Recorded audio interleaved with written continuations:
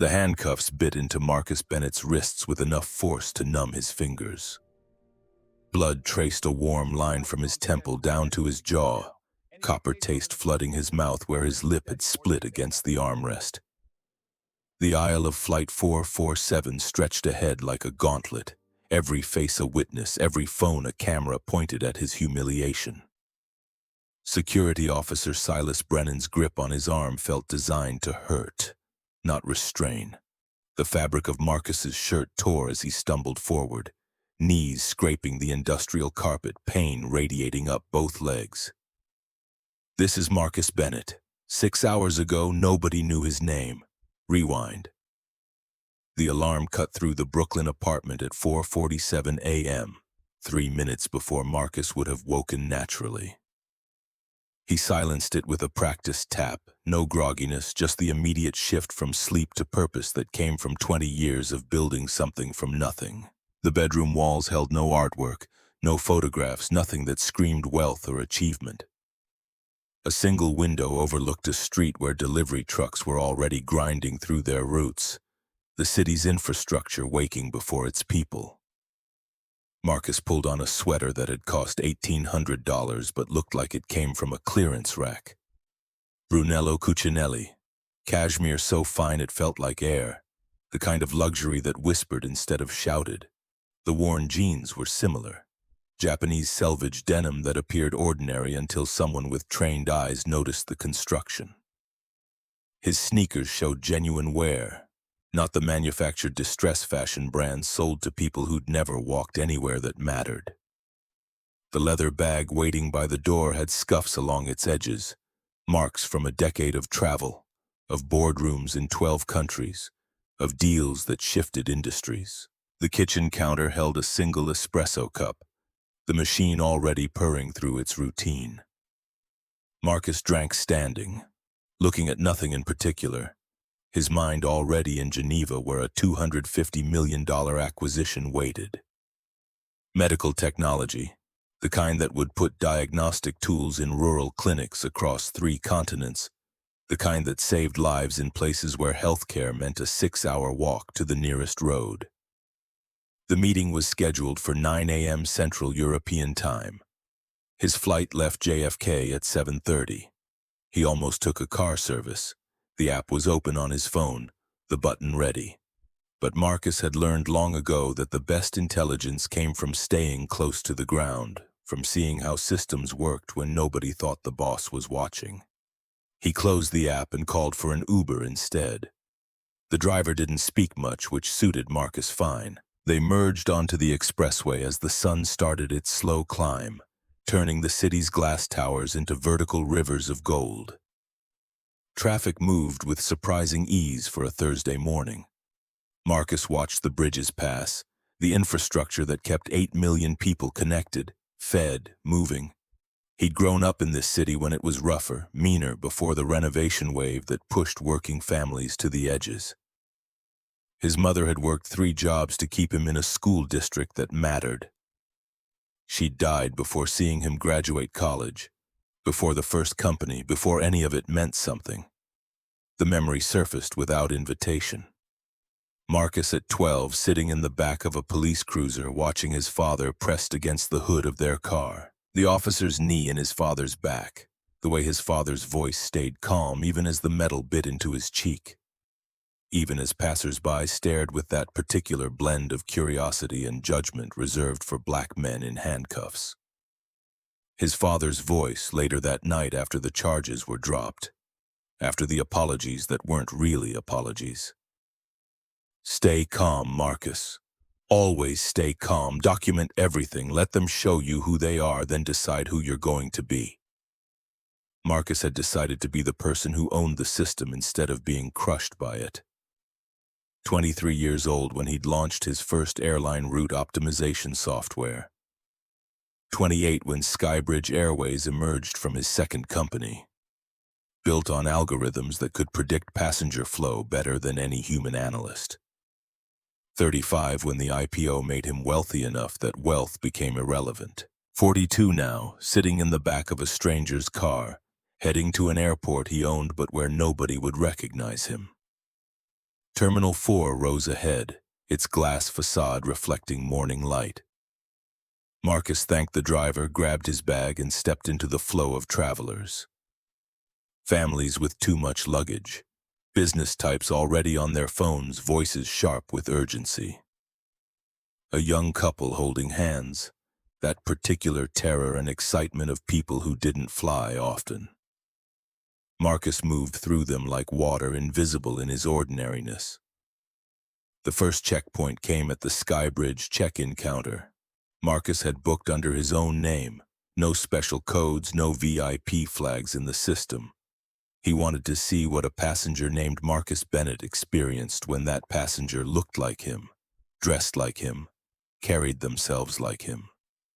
The agent was young, maybe 24, her uniform crisp enough to suggest recent hire. Her name tag read Jennifer. She took his ID and boarding pass with a smile that reached her eyes. Genuine warmth in her greeting. Marcus felt himself relax slightly. Maybe today would be different. Maybe the training programs he'd mandated were working, the unconscious bias workshops, the accountability metrics. Jennifer's fingers moved across her keyboard, then stopped. Her eyes flicked from the screen to Marcus's face, then back to the screen. The smile didn't disappear, but it changed texture, became something more professional and less warm.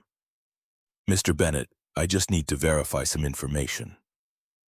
Her voice remained pleasant, but something underneath had shifted like ice forming on a pond's surface. Marcus kept his own voice level. "Of course. What do you need?" "This booking, it's first class to Geneva, round trip. I'm just confirming you made this reservation yourself?" The question landed with odd weight. Marcus had flown this route dozens of times, never been asked to confirm his own booking before. "Yes, I made it myself 3 months ago." Jennifer nodded, but her fingers kept moving, pulling up screens that Marcus couldn't see. "And you'll be paying with the card on file? The American Express?" "That's correct." Marcus watched her face, cataloging the micro-expressions. Something in the system had triggered doubt, maybe the mismatch between his appearance and the ticket price. Maybe just the algorithm of assumption that ran in every human brain, the one that said people who looked like him belonged in certain spaces and not others. "I'm going to need to see that card, please, and a second form of ID." Marcus produced both. His passport, the card that had a credit limit he'd never tested because there was nothing he wanted that he couldn't simply buy. Jennifer studied them with more intensity than necessary, holding the passport up to the light as if checking for forgery. Behind Marcus, the line was building. A man in a business suit sighed audibly, the kind of performative impatience designed to pressure service workers. Jennifer glanced at him, then back to Marcus, and something in her posture shifted. She was no longer helping a customer. She was solving a problem that was taking too long. "Just one moment." She picked up a phone, turned slightly away, her voice dropping to a murmur Marcus couldn't parse. 30 seconds. A minute. The man behind Marcus sighed again, louder this time. A supervisor appeared. A woman in her 40s with the tired eyes of someone who'd worked every position in the terminal before earning her title. Her name tag read, Sandra, Shift Supervisor. She took Marcus's documents, glanced at the screen Jennifer had been studying, and something in her face hardened into certainty. "Mr. Bennett, this is a significant purchase. We need to verify the card hasn't been compromised. It's standard procedure for high-value transactions." Sandra's voice had the rehearsed quality of someone delivering a script they didn't quite believe. Marcus knew the statistics, knew that black passengers were 3 times more likely to face additional screening, twice as likely to be asked for extra documentation, 5 times more likely to have their payment methods questioned. He'd commissioned the study himself, buried in the third quarter operational report that most board members never read past page 12. "I understand." Marcus kept his hands visible, his posture open, non-threatening. Every movement calculated to de-escalate. "What do you need from me?" Sandra made a show of calling the credit card company, speaking in codes and reference numbers while Marcus stood in the fluorescent light, feeling the eyes of other passengers on him. Some curious, some annoyed at the delay. A few sympathetic but not sympathetic enough to say anything. 5 minutes became 8. The line behind him diverted to other counters. Jennifer had already moved on to the next customer, her crisis resolved by passing it upward. Sandra finally hung up the phone, handed back his documents with a smile that didn't acknowledge the absurdity of what had just happened. "Everything checks out. You're all set, Mr. Bennett. Gate 47. Boarding starts in 40 minutes. No apology. No recognition that she'd just stolen 10 minutes of his life based on an assumption she'd never make about the businessman who'd sighed behind him, the one who'd been waved through while Marcus waited. Marcus took his documents and moved toward security. The TSA checkpoint loomed ahead, its own theater of safety, its own opportunity for dignity to be measured and found wanting. He joined the line, removed his laptop, his belt, his shoes. The officer checking IDs barely looked at him, just waved him through. The metal detector stayed silent as Marcus passed. He thought for a moment he'd cleared it, that whatever quota of humiliation the universe demanded had been met at check-in. Then the scanner flagged his bag. The TSA agent who pulled it aside was methodical, almost bored. He opened every compartment, removed every item, laying them on the steel table like evidence. Marcus's toiletries, his charging cables, the 3 protein bars he'd packed for the flight, a book he'd been meaning to read for 6 months. The agent's hands moved with practiced efficiency, squeezing, probing, testing. "This your bag, sir?" "Yes." "You pack it yourself?" "Yes." "Anyone have access to it before you arrived?" "No." The questions were standard, the routine identical for every bag that got pulled aside. But the agent's eyes kept drifting back to Marcus, measuring something, calculating something. The bag held nothing unusual. The scan must have caught a weird angle on the laptop, or the protein bars looked dense enough to trigger caution. It happened, but it was happening to him, again. The agent called over a supervisor, a second inspection, more thorough this time. They swabbed the bag for explosive residue, ran the material through their analyzer. Marcus stood with his hands at his sides, watching other passengers flow past, their bags unquestioned, their mornings uninterrupted. A white woman in yoga pants pulling a bag twice the size of his, a college kid with a backpack plastered in stickers, an elderly man who needed help lifting his carry-on. All of them waved through while Marcus waited. The test came back clean. Of course it came back clean.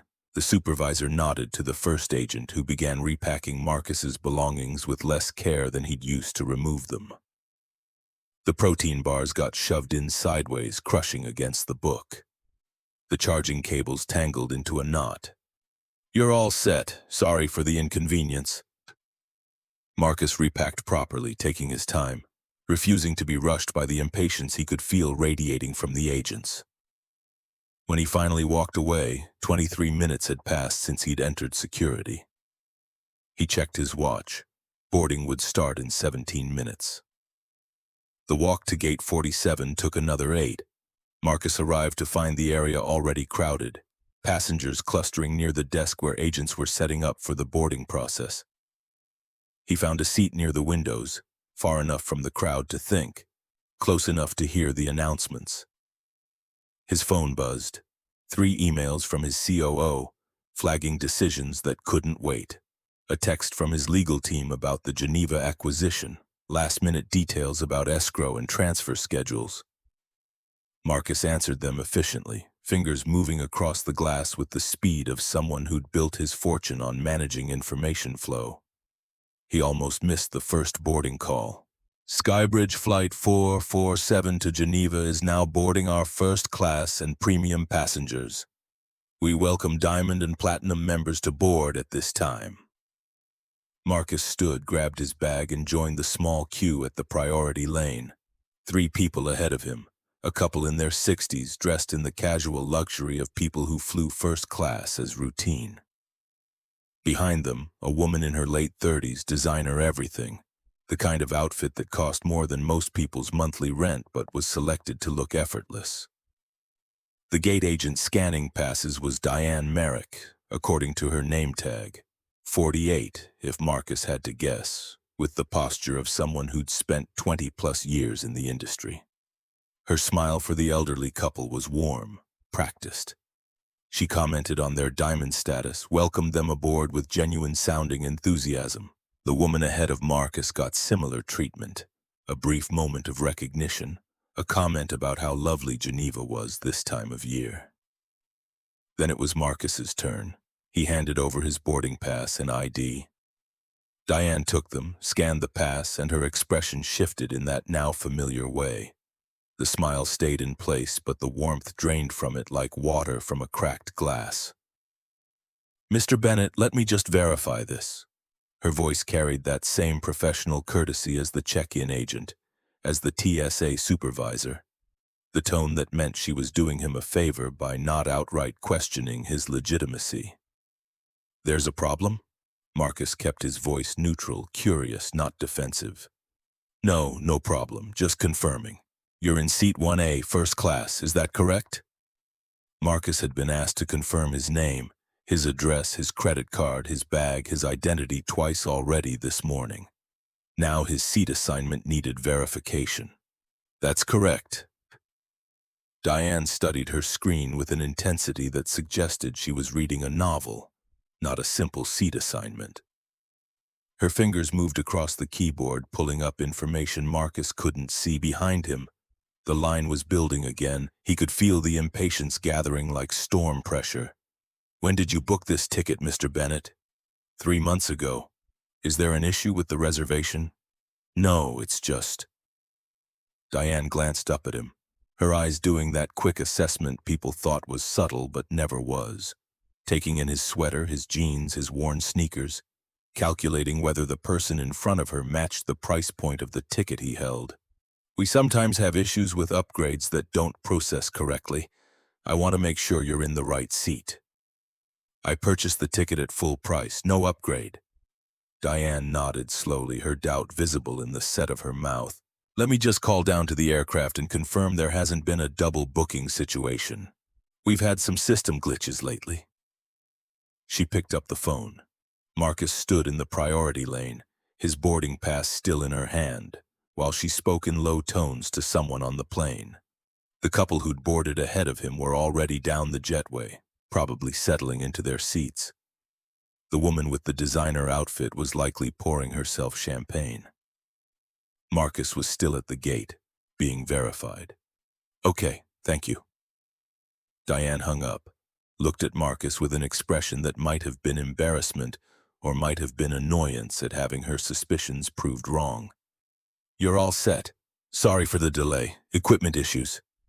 She handed back his documents, but her hand hovered for a moment as if she might snatch them back at the last second if he reached for them wrong. Marcus took them and walked down the jetway. The bridge smelled like recycled air and jet fuel, that particular airport scent that was the same in every city. His footsteps echoed against the metal floor. Ahead, the aircraft door stood open, flight attendants visible in their crisp uniforms preparing for the departure dance they performed dozens of times a week. He stepped aboard. The flight attendant at the door greeted him with a smile that flickered when she took in his appearance.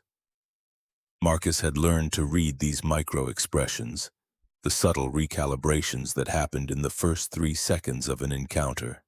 She'd been expecting someone different in first class, someone who looked like they belonged. "Welcome aboard, sir. May I help you find your seat?" "I'm fine, thank you. 1A." Marcus moved forward into the first-class cabin. 8 seats in a 1-2-1 configuration, leather that probably cost more per square foot than most people's cars. Soft lighting designed to soothe, not illuminate. The smell of expensive coffee already brewing in the galley. Seat 1A was on the left, window seat, the most coveted real estate on the aircraft. Marcus lifted his bag toward the overhead bin. "Excuse me, but you're in my seat." The voice came from behind him, sharp with confidence, carrying the assumption of immediate compliance. Marcus turned to find a woman in her late 30s. Blonde hair pulled back so tight it looked architectural. Ivory blazer that probably cost what most people made in a month. Her eyes were ice blue, her mouth set in a line that suggested she'd never been told no in her life and wouldn't start accepting it today. Marcus kept his bag in his hands. "I'm sorry." "That's my seat, 1A. I always sit in 1A. She gestured with one manicured hand, diamonds catching the cabin light. "There's been some mistake." Marcus pulled out his boarding pass, held it up so she could see. "This is my assigned seat. There's no mistake." The woman stepped closer, invading the already tight space of the aisle. Her perfume was aggressive, expensive, designed to announce arrival. She barely glanced at his boarding pass before dismissing it. "No, I don't think you understand. I'm Vanessa Hartwell. I've been flying SkyBridge for 20 years. I'm a Diamond member. I always sit in 1A on this route. Always." Her voice had risen slightly, enough that the few other passengers already seated were glancing over, curiosity replacing their pre-flight rituals. Marcus held his ground, bag still in hand. "I have a confirmed reservation for this seat. If there's been a double booking, the gate agent can help resolve it." Vanessa's eyes narrowed. She looked him over with the kind of obvious assessment that crossed from rudeness into hostility. The worn sweater, the old bag, the absence of any visible markers of the wealth required to sit in first class. Marcus watched her build her narrative in real time, saw the story taking shape behind those cold eyes. This man didn't belong here. This man had gotten into this seat through some error, some system glitch, some mistake that needed correcting. "You need to move." Vanessa's voice had hardened into command, not a request, a directive from someone used to being obeyed. The flight attendant from the door appeared, drawn by the rising tension. Monica Reeves, according to her name tag, maybe 44, with the calm face of someone who'd navigated countless passenger disputes and knew all the de-escalation scripts. "Is everything all right here?" Monica's voice was professionally pleasant, trained neutrality that gave no indication whose side she might take. Vanessa turned to her with visible relief, the arrival of authority who would surely fix this obvious error. "There's been a mistake with the seating. This is my seat. I always sit in 1A. This gentleman seems to be confused." Monica looked at Marcus, her expression carefully blank. "Sir, may I see your boarding pass?" Marcus handed it over. Monica studied it with the same intensity as the gate agent, as if the simple seat assignment contained hidden codes that needed deciphering. Her eyes flicked between the pass and Marcus's face, making calculations Marcus had seen 1,000 times before. "Mr. Bennett, this does show you're assigned to 1A. Monica's voice carried a slight question mark, as if the printed confirmation on official airline stationery might still be subject to doubt. "That's correct." Vanessa made a sound somewhere between a laugh and a scoff. "That's ridiculous. Show me." She reached for the boarding pass in Monica's hand. Monica hesitated, caught between competing demands. She handed the pass to Vanessa, who studied it with obvious skepticism, as if she might find it was printed on cheap copy paper, a forgery created in some back alley. "This doesn't make sense." Vanessa looked up at Monica, ignoring Marcus entirely. "I booked this seat 3 months ago. I have confirmation emails. I've flown this exact route 47 times in the last 5 years. Every single time I'm in 1A. It's noted in my profile." Monica took the boarding pass back, returned it to Marcus. "Ms. Hartwell, I understand your preference, but Mr. Bennett does have a confirmed reservation for this seat.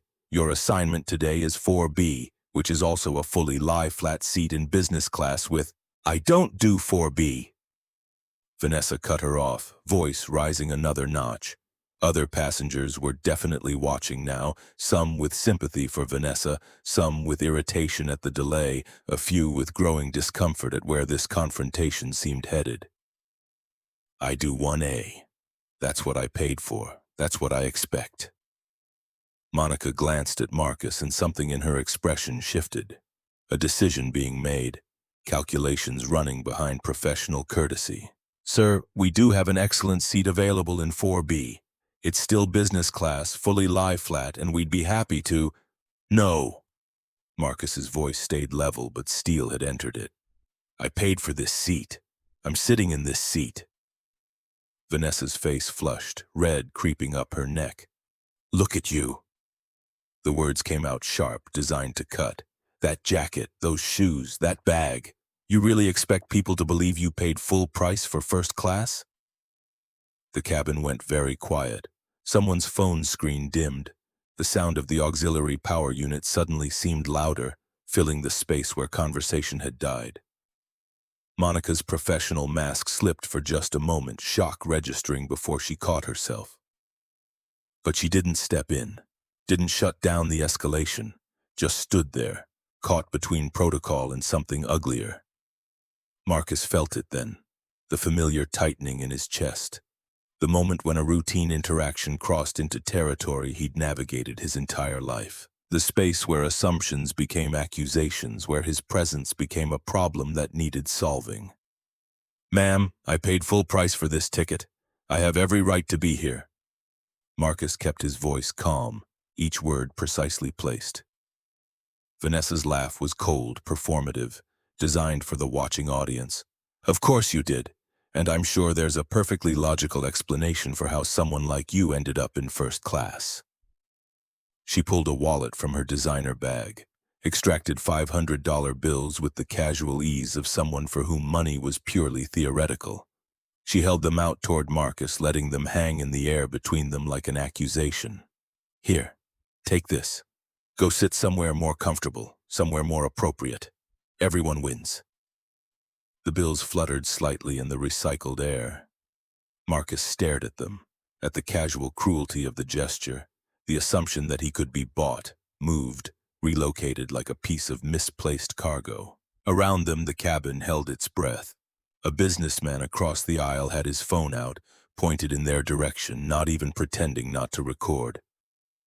2 rows back, a woman in pearls had her hand over her mouth. Another passenger was typing furiously on their phone, probably live tweeting the encounter. Marcus felt the weight of every similar moment in his life crystallize into this one.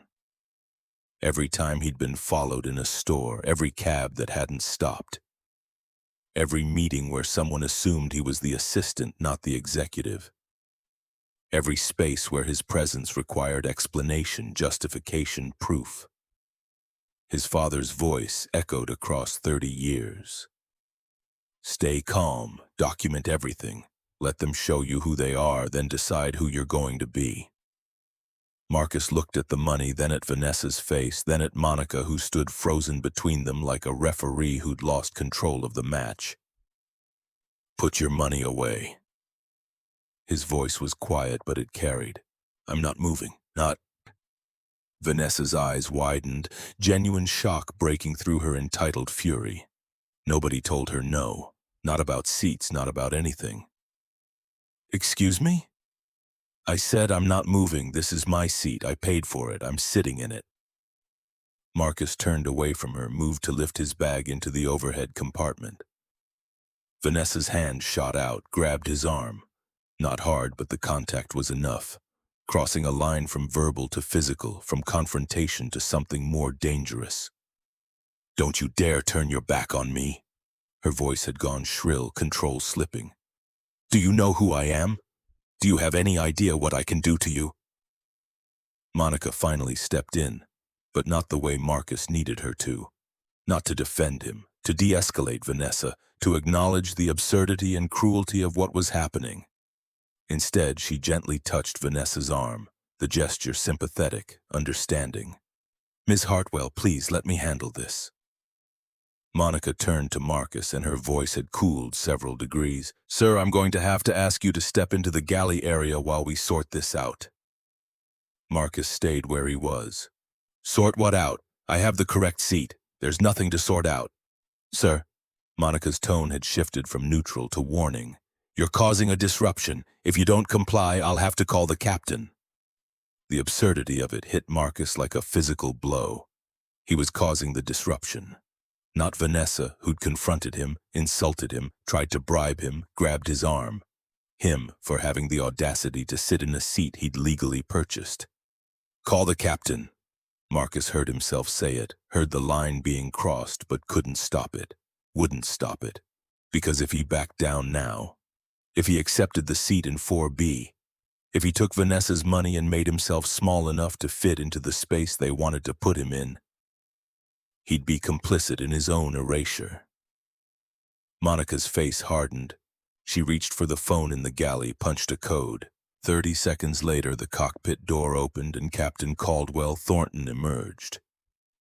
58 years old, silver hair, the kind of posture that comes from military background and absolute certainty in one's own authority. He wore his captain's uniform like armor, every button precise, every crease sharp. His eyes swept the cabin, taking in Vanessa's fury, Monica's rigid stance, Marcus standing in the aisle with his bag still in his hand. "What's the problem here?" Thornton's voice carried the weight of someone used to being obeyed without question. Monica spoke before anyone else could. "Captain, this passenger is refusing to take an alternate seat. We have a seating dispute and he's being uncooperative." Thornton looked at Marcus, his gaze heavy with assessment and judgment. He didn't ask for the boarding pass, didn't request Marcus's side of the story, just looked at him and made his decision in the time it took to draw breath. "Sir, on my aircraft, I'm the law. My crew says you're a problem, that's all I need to know. You have 30 seconds to deplane voluntarily or I'll have security remove you." Marcus's grip on his bag tightened. "Captain, I have a confirmed reservation for seat 1A. I've done nothing wrong. I haven't raised my voice, haven't touched anyone, haven't violated any regulations. I'm simply trying to sit in the seat I paid for." Thornton's expression didn't change. "My crew has determined you're disruptive. That's sufficient grounds for removal under federal aviation regulations. Now, are you going to walk off or am I calling security?" Vanessa, still standing behind Marcus, made a small sound of satisfaction. Victory. Or at least the certainty that victory was seconds away. Marcus felt it all converging, every assumption, every indignity, every moment in his life when the rules had been applied differently because of the skin he wore. He thought about standing down, about taking 4B, about choosing the path of least resistance. He thought about his father's advice about staying calm. Then he thought about every passenger who'd come after him. Every person who'd faced Diane Merrick at the gate, Captain Thornton in the cabin, Vanessa Hartwell in their seat, every time the system had a choice between justice and convenience, and chose convenience because it was easier. "I'm not leaving." Marcus's voice stayed level, but something final had entered it. "You're discriminating against me. You're violating my civil rights, and I want to speak with your supervisor before any security is called." Thornton's face flushed. "I don't have a supervisor on this aircraft, son. I'm in command here. Security now, or I'll have you arrested for interfering with a flight crew." "I haven't interfered with anyone. I'm standing in the aisle of a plane that hasn't left the gate holding a valid ticket, being threatened with arrest for the crime of refusing to give up a seat I legally purchased." Marcus pulled out his phone. "I'd like to make a call before this escalates further." Thornton's hand shot out faster than Marcus expected, grabbing for the phone. "No calls. You're done talking. Monica, call security. I want him removed immediately." Marcus pulled the phone back, protective instinct overriding caution. "Don't touch me. I have the right to... You have the right to follow crew instructions or get off my plane." Thornton stepped closer, using his height and position to intimidate. "Last chance. Walk off now or be carried off." The jetway door opened and 2 security officers entered. Marcus recognized the type immediately. Former military, maybe former police, the kind who'd been taught that compliance was everything and resistance justified force. The lead officer was 35, built like someone who'd spent serious time in a gym, with the kind of eyes that had stopped seeing people as individuals somewhere along the way. His name tag read S. Brennan. "Captain?" Brennan's voice was neutral, professional, but his hand had already moved to the cuffs on his belt. "This passenger is refusing to deplane. He's been asked multiple times, warned about the consequences. Remove him." Brennan looked at Marcus, taking in the situation with practiced assessment. "Sir, I need you to come with me." Marcus's heart rate kicked up, adrenaline flooding his system. This was happening. Actually happening. "Officer, I'm a paying passenger with a valid ticket. I haven't broken any laws. I'm simply sitting in my assigned seat." "You're trespassing if the captain says you're trespassing." Brennan moved closer, his partner flanking to the right, creating a formation designed to control and intimidate. "You can walk voluntarily or we can assist you. Your choice." Marcus glanced past them to the faces watching. Phones out now, multiple cameras recording every moment. The businessman across the aisle had his laptop open, probably streaming live. This would be online in minutes, viral in hours. Every second of what came next would be documented, dissected, turned into content. "I'll leave voluntarily if you just let me make one phone call first." Marcus kept his hands visible, his voice calm, but his mind was racing through options, consequences, outcomes. "No calls." Brennan's hand closed around Marcus's upper arm, grip firm enough to hurt. "Hands behind your back, sir." "That's not necessary. I'm not resisting. I'm complying." Marcus felt the first edge of fear cutting through his anger. This was how it escalated, how reasonable encounters became tragedies. One wrong move, one misinterpreted gesture, and everything could go wrong in the space between heartbeats. "Hands behind your back." Brennan's voice had hardened and his grip tightened, fingers digging into muscle hard enough to leave bruises. Marcus complied, putting his hands behind him, feeling the degradation of the posture, the vulnerability. Brennan slapped the cuffs on with more force than required. Plastic bit into Marcus's wrists, cutting off circulation almost immediately. The ratchet sound echoed through the cabin as the cuffs locked tight. "These are too tight." Marcus's fingers were already going numb. "You need to loosen them." "They're fine." Brennan yanked Marcus's arm, pulling him off balance. Marcus stumbled, his shoulders screaming protest as the joint was forced past comfortable range of motion. What happened next took maybe 3 seconds, but would replay in slow motion across every major news network for the next 48 hours. Brennan pulled. Marcus's foot caught on the edge of Vanessa's designer carry-on bag, which she'd left partially blocking the aisle. He pitched forward, unable to catch himself with his hands restrained. His temple connected with the armrest of seat 2A with a crack that sounded worse than it felt in the moment. Pain exploded white and hot. Copper flooded his mouth where his teeth caught his lower lip. Marcus tasted blood, warm and metallic.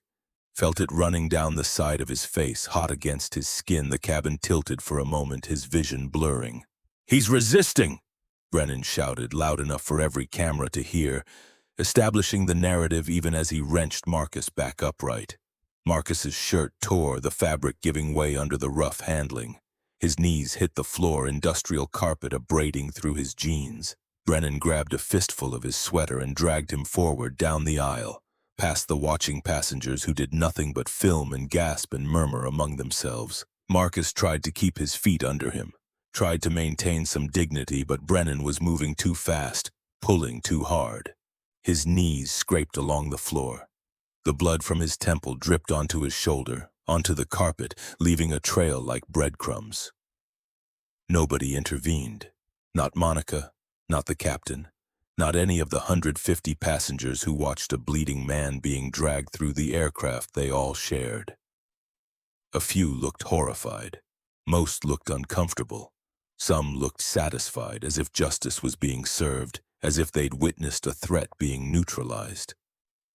Vanessa Hartwell watched from seat 1A, her expression one of vindication, of order being restored. She'd reclaimed her territory. The disruption had been removed. The jetway felt endless. Brennan didn't slow down, didn't ease his grip, didn't acknowledge Marcus's quiet statement that he could walk if given the chance. Just kept pulling, kept moving, establishing dominance through force because that was what his training had taught him and his instincts demanded. They emerged into the gate area where other passengers waited for other flights.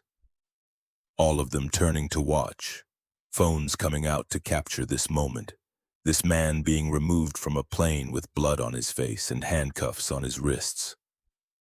Becoming content, becoming a story, becoming reduced to a 30-second clip that would be shared and commented on and argued over by people who'd never know his name.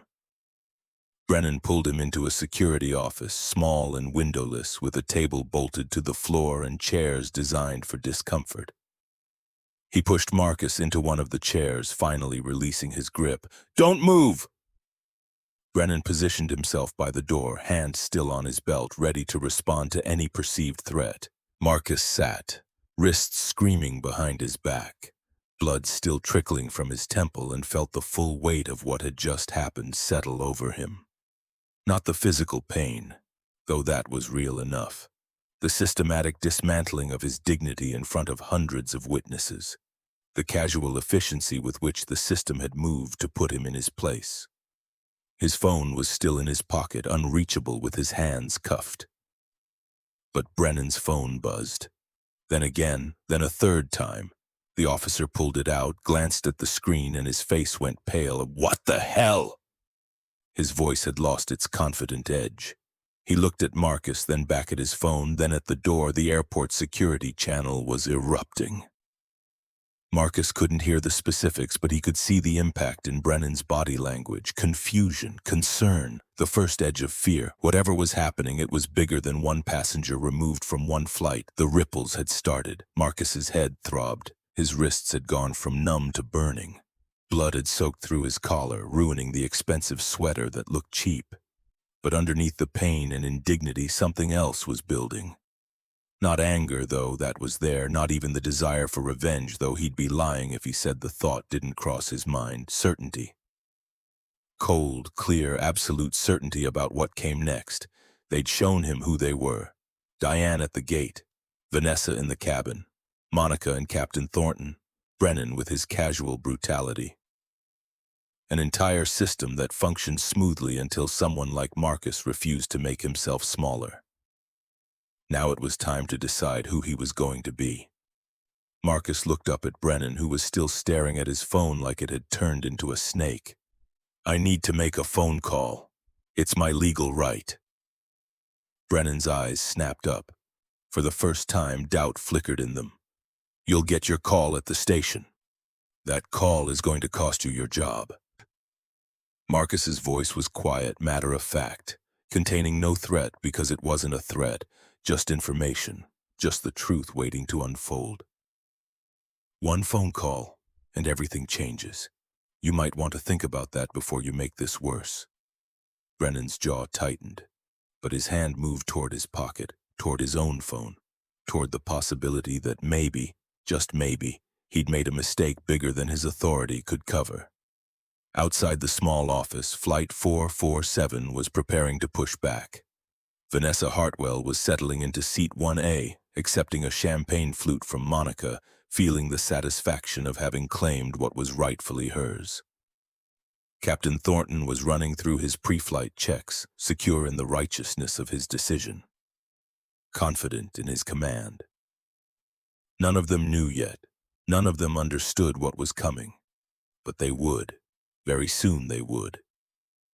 Brennan's phone buzzed again. Then his radio crackled to life, a voice urgent and clipped cutting through the static. "All units, Flight 447, status check. Are we clear for pushback?" Brennan keyed his mic, eyes still on Marcus. "Negative. Subject in custody. Situation contained." The radio went silent for 3 seconds. Then a different voice, higher authority. "Officer Brennan, please confirm subject's name." Brennan pulled out the intake form he'd started filling out, squinted at the ID he'd confiscated. "Bennett, Marcus Bennett." The silence that followed stretched long enough that Brennan frowned, checking his radio to make sure it was still working. When the response came, the voice had changed texture entirely. losing its bureaucratic flatness and gaining something close to panic. Hold position. Do not transport. Repeat, do not transport subject to station. Maintain current location. Brennan's confusion was visible in the set of his shoulders, the way his free hand moved unconsciously toward his weapon before stopping. Dispatch, I need clarification. Subject was removed from aircraft for disruptive behavior. Standard protocol is, Brennan, this is Sector Chief Ramirez. You will keep that man exactly where he is. You will not process him. You will not move him. You will stand by for executive arrival. Do you copy? Executive arrival. Brennan's face went from pale to gray. Marcus watched the realization dawn, the way certainty crumbled into doubt, doubt into fear. Whatever information was flowing through official channels had just rewritten the story Brennan thought he understood. Copy that. Brennan's voice had lost its edge. He looked at Marcus with new eyes, reassessing, recalculating. Sir, I'm going to need you to remain seated while we sort this out. Marcus shifted in the chair, the handcuffs biting deeper. These cuffs are cutting off circulation. You need to loosen them or remove them. Brennan hesitated, caught between the authority that had put the cuffs on and the new authority that was apparently inbound. His hand moved toward his keys, then stopped. I can't do that until... Until what? Until you find out who I am? Marcus kept his voice level, but steel threaded through it. You already put hands on me, already injured me, already violated about 6 different protocols. The question is whether you're going to compound it by denying medical attention. The blood had slowed but not stopped, still seeping from the gash on Marcus's temple. His shirt was ruined, collar stiff with it.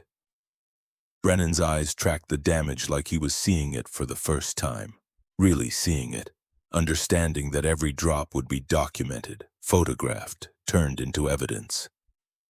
Footsteps echoed in the corridor outside. Fast, multiple people moving with purpose. The door opened without a knock, and a woman in her early 40s strode in wearing a tailored suit that cost more than Brennan made in a month. Her dark hair was pulled back in a way that suggested efficiency over style, and her eyes held the kind of focus that came from managing crises for a living. Behind her, 2 men in similar business attire, both carrying tablets, both radiating the controlled urgency of corporate firefighters arriving at a blaze. The woman's gaze went to Marcus first, cataloging the blood, the torn shirt, the handcuffs. Her jaw tightened. Then she turned to Brennan with the kind of authority that needed no introduction. Get those cuffs off him, now! Brennan didn't move. Ma'am, I don't know who you are, but this is a security matter and I can't just... I'm Catherine Blake, Chief Operating Officer of SkyBridge Airways. That man is Marcus Bennett, Chairman of the Board and majority shareholder. You just assaulted my boss and your employer. Remove the cuffs. The words landed like physical blows. Brennan's hands shook as he fumbled for his keys, finally getting the cuffs unlocked. They fell away from Marcus's wrists, leaving deep red grooves in the skin, already purpling at the edges where the plastic had cut deepest. Marcus brought his hands forward slowly, flexing fingers that prickled with returning blood flow. The pain was sharp, immediate, grounding. He looked at Catherine, saw the controlled fury in her eyes, the calculation already running behind her professional mask. How bad? His voice was quieter than he intended, fatigue suddenly hitting him like a wave. Catherine moved closer, her hand hovering near his shoulder but not quite touching, asking permission. Marcus nodded. She leaned in, examining the gash on his temple with clinical precision. You need stitches. We have a medical team inbound, also legal PR and about 6 other departments that are currently losing their minds. One of the men behind her stepped forward, already pulling up something on his tablet. Sir, I'm David Chen from legal. We need to document everything before... He stopped, seeming to realize his mistake. I mean, with your permission, we should preserve evidence while it's fresh. Marcus almost laughed at the irony. Hours ago, multiple people had demanded documentation from him, verification of his right to exist in spaces he'd purchased access to. Now they wanted to document what had been done to him, preserve evidence of systematic failure. Photographs, video if you have it. I want everything. The second man, younger, maybe late 20s, pulled out a professional camera. I'm Ryan Foster, sir. Corporate communications. This is going to be rough. The camera clicked and flashed, capturing each angle of damage. The temple wound still seeping, the abraded wrists dark against his skin, the torn shirt, blood-soaked collar, the scraped knees visible through ripped denim. Each image another piece of evidence, another data point in the case that was already building. Brennan had backed against the wall, trying to make himself smaller, invisible. Catherine spared him a glance that could have frozen nitrogen. You're suspended pending investigation. Badge and credentials, now! Brennan unbuckled his belt with shaking hands, removed the badge and ID card, placed them on the table like an offering to an angry god. Ma'am, I was following protocol. The captain said, the captain doesn't give you permission to assault passengers. Catherine's voice could have cut glass. Airport security will handle the investigation. You're done here. Marcus pushed himself to standing, ignoring the way the room tilted slightly. What's the status of Flight 447? Catherine checked her phone, scrolling through what looked like a dozen simultaneous message threads. Still at the gate. Captain Thornton requested pushback clearance. I denied it. On what grounds? On the grounds that I'm the COO, and I said no. Catherine's expression was grim. He's not happy about it. Neither is your seat thief. Apparently she has meetings in Geneva that can't wait. Marcus felt something cold and final settle in his chest. Not anger, though that was there. Not even the desire for retribution, though he'd earned that right. Something cleaner, more surgical. The decision that came from seeing a system's true nature and choosing to either accept it or burn it down and rebuild. I want back on that plane. Catherine's eyes widened. Sir, with respect, you need medical attention first, and we need to discuss strategy, messaging, legal exposure. I want back on that plane exactly as I am. Blood, torn clothes, everything. Marcus met her gaze, letting her see the certainty there. They need to see what they did, all of them, every passenger who watched and did nothing, every crew member who enabled it. I want them to see me walk back on board. Catherine studied him for a long moment, then nodded slowly. Legal is going to hate this. David looked up from his tablet, eyes wide. Sir, if you return to that aircraft, anything you say can be used in litigation. There are liability concerns, risk management protocols. Document everything, record everything. I don't care about liability right now. I care about accountability. Marcus turned to Ryan. You're going to film this, full video, unedited. I want every second preserved. Ryan glanced at Catherine, who gave a single sharp nod. He raised the camera. Ready when you are, sir. Marcus walked out of the security office, Catherine and her team flanking him like a protective detail. The gate area had transformed in the 30 minutes since he'd been dragged through it. News crews had somehow materialized, cameras and boom mics and reporters in positions they shouldn't have been able to access. Security was trying to establish a perimeter, but information had already leaked, the story already metastasizing into something bigger than one man removed from one flight. A reporter spotted Marcus and surged forward, microphone extended like a weapon. Mr. Bennett, can you comment on your treatment by SkyBridge Security?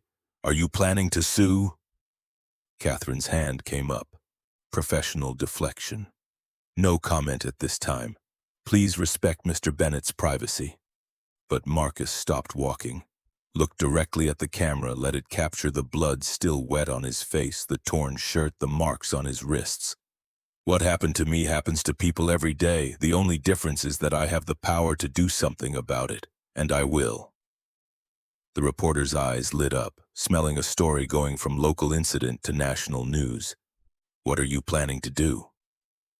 Marcus didn't answer, just turned and walked toward the jetway, toward the aircraft that was still sitting at the gate, toward the confrontation that would define the next chapter of everything.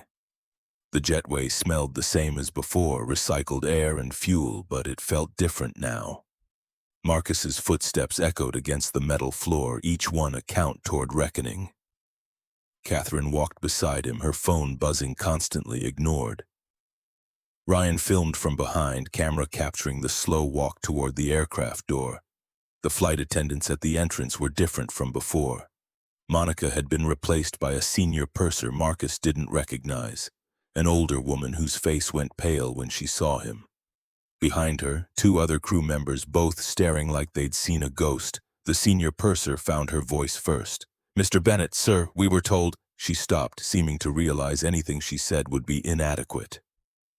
Marcus stepped past her without responding, into the first-class cabin where everything had started, where assumptions had calcified into action, where the machinery of discrimination had functioned exactly as designed. The cabin had filled since his removal. All 8 first-class seats now occupied, passengers who'd boarded during the delay settling into leather and privilege.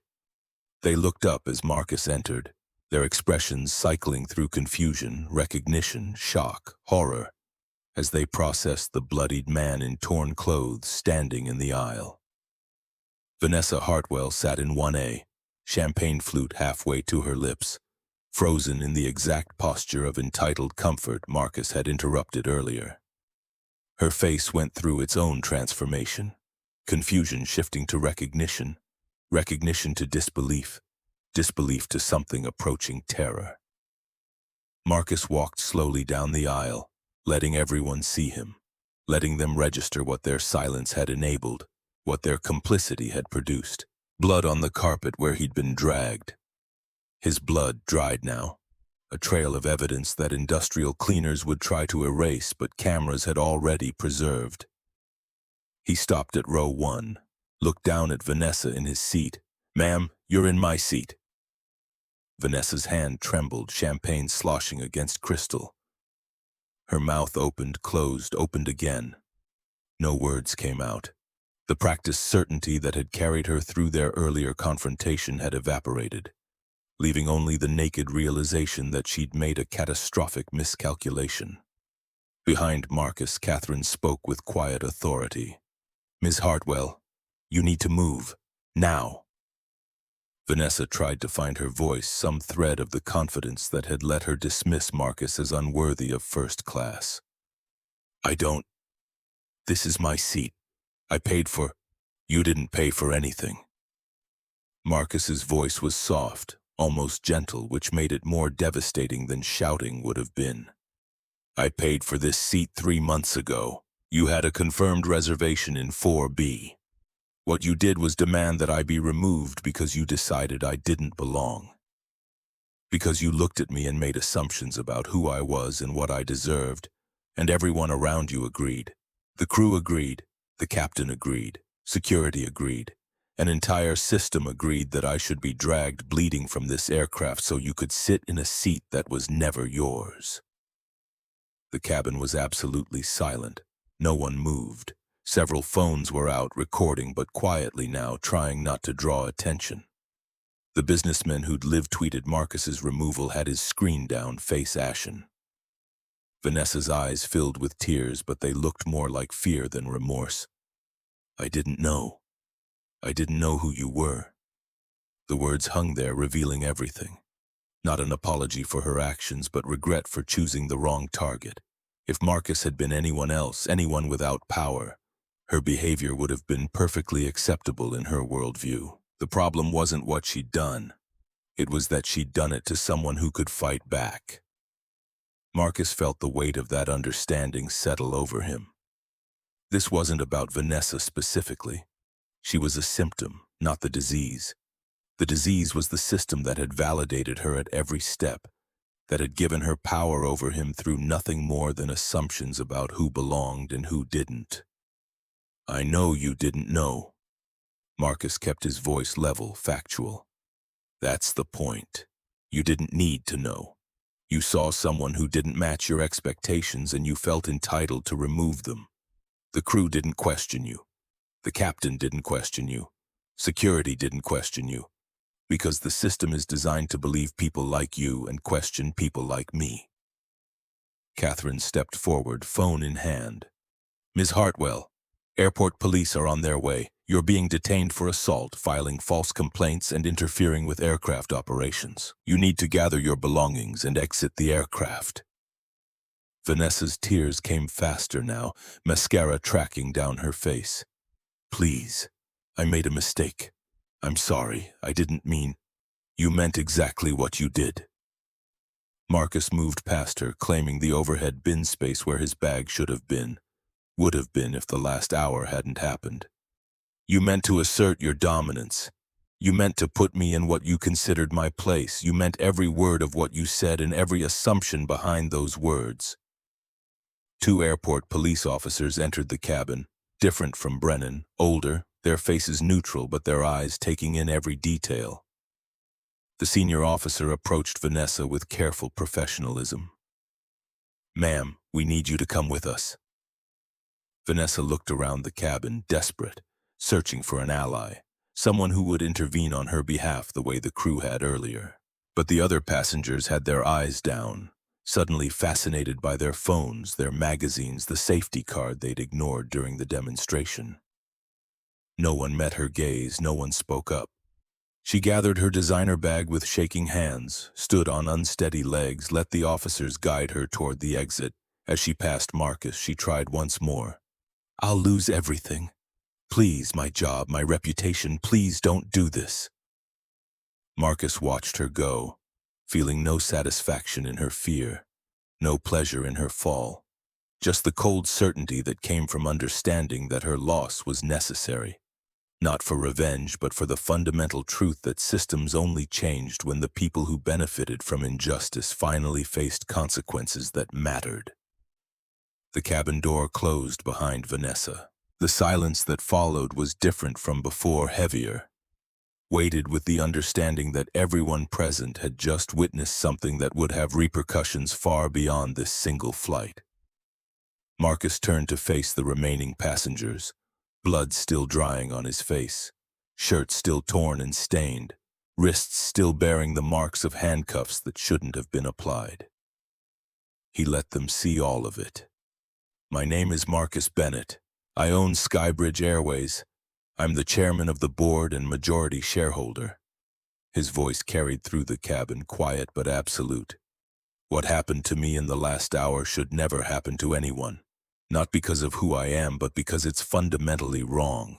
But it does happen, every day, to people who don't have cameras recording, who don't have legal teams on speed dial, who don't have the power to demand accountability. Catherine had positioned herself near the galley, phone still in hand, coordinating something Marcus couldn't see but trusted was important. Ryan's camera captured everything, the lens an unblinking witness. Marcus continued. Captain Caldwell Thornton made a decision to remove me from this aircraft based solely on the word of a flight attendant who sided with a passenger making racist assumptions. He didn't ask for my side of the story, didn't check the facts, didn't question whether the situation was being handled fairly. He saw a problem that needed removing, and I was that problem because I refused to make myself smaller to accommodate someone else's entitlement. He paused, letting that sink in. Several passengers were crying now. The woman in pearls who'd watched earlier had her hand over her mouth, shoulders shaking. The businessman who'd been annoyed by the delay had his head down, unable to meet Marcus's eyes. In approximately 30 seconds, Captain Thornton is going to receive notification that he's been terminated, effective immediately. He will not fly another commercial aircraft for any airline in this country. Not because I'm vindictive, but because he demonstrated that when faced with a choice between justice and convenience, he chose convenience, and that choice put a passenger's safety at risk. Catherine tapped her phone. In the cockpit, Marcus heard the muffled sound of notification chimes, then silence. Then the cockpit door opened and Thornton emerged, his face red with fury and confusion. What the hell is going on? I've been locked out of the flight systems. My credentials are... He stopped when he saw Marcus. The blood, the torn clothes, the calm certainty in Marcus's stance. Thornton's face went through its own transformation, anger bleeding into shock, shock into the first dawning of understanding. "Captain Thornton, you're fired." Marcus's voice held no anger, just finality. "You'll receive formal notification from HR within the hour. Security will escort you from the aircraft. Your personal effects will be collected and returned to you within 24 hours. You're banned from all SkyBridge properties and aircraft effective immediately." Thornton's mouth worked soundlessly. Then the words came, defensive, disbelieving. "You can't do this. I followed protocol," the flight attendant said. "You followed the protocol of believing what was easier to believe. You made a decision to trust the word of your crew over the evidence in front of you. You didn't ask for my boarding pass, didn't verify the facts, didn't question whether maybe, just maybe, the passenger being accused of disruption was actually the victim of it." Marcus felt the fatigue starting to set in, the adrenaline crash approaching. "On your aircraft, you said you were the law. Well, on this airline, I'm the law, and you're done." Airport police moved forward, the same two who'd removed Vanessa. Thornton looked at them, at Marcus, at Catherine, who was already typing on her phone, documenting everything. His pilot's uniform, which had been armor earlier, now looked like a costume he had no right to wear. They led him away. He went quietly, the fight draining out of him as reality caught up with the consequences of his certainty. Marcus turned to Catherine. "Where's Diane Merrick?" Catherine checked her phone. "Gate 47, still on shift, still checking in passengers for other flights. She doesn't know yet. Let's fix that." They walked back through the jetway, Ryan still filming, capturing every moment. The gate area had somehow accumulated even more reporters, more cameras, more people who'd heard something was happening and wanted to witness it firsthand. Security had given up trying to maintain any perimeter, instead just trying to keep the crowd from blocking the jetway itself. Diane stood at the counter, scanning boarding passes for a different flight. Her movements routine, practiced, unaware that her world was about to tilt on its axis. She looked up as Marcus approached, and her face went through the same cycle as Vanessa's. Thornton's. Confusion, recognition, shock, fear. Marcus stopped on the other side of the counter, separated from her by the desk and the computer and the systematic assumptions that desk represented. "Miss Merrick, do you remember me?" Diane's hand trembled on the scanner. "Mr. Bennett, sir, I was just doing my job, following procedure. The passenger seemed upset and I thought, you thought I didn't belong in first class. You thought my ticket must be a mistake. You thought someone who looked like me, dressed like me, couldn't possibly have paid full price for premium seating." Marcus kept his voice even, not accusing, just stating facts. "You held me at the gate for 10 minutes while you verified my legitimacy. Verification you've never requested from passengers who match your expectations of what first class looks like." Diane shook her head, desperate. "No, that's not. I verify tickets all the time. It's random. It's not random." Catherine stepped forward, tablet in hand. "We pulled your verification request for the last 6 months, 47 additional checks, all passengers of color. Not one white passenger. Want to explain that pattern?" Diane's face crumpled. Behind her, other gate agents had stopped working, watching this confrontation with the understanding that it could have been any of them. That Diane wasn't unique, just unlucky enough to have chosen the wrong passenger to doubt. Marcus pulled out his phone, pulled up the email he'd drafted in his head during the walk from the aircraft, sent it to Catherine with a single tap.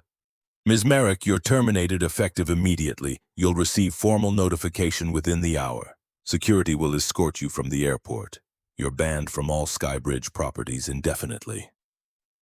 Diane tried to speak, couldn't, just stood there while security appeared to guide her away from the desk, away from the job she'd held for 22 years, away from the career she'd built on assumptions she'd never examined. The other gate agents looked at Marcus with new understanding. This wasn't just about Diane, about Thornton, about Vanessa.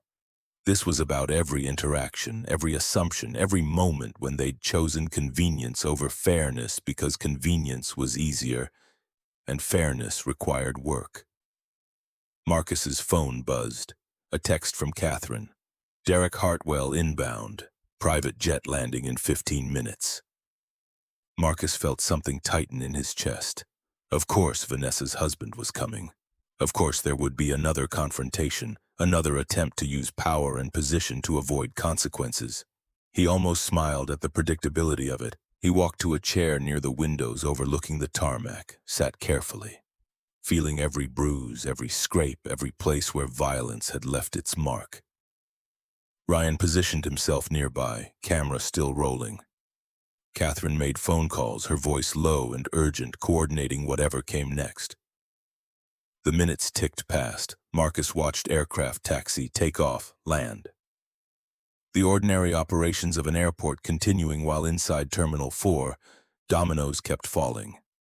His phone showed notifications flooding in, news alerts, social media mentions.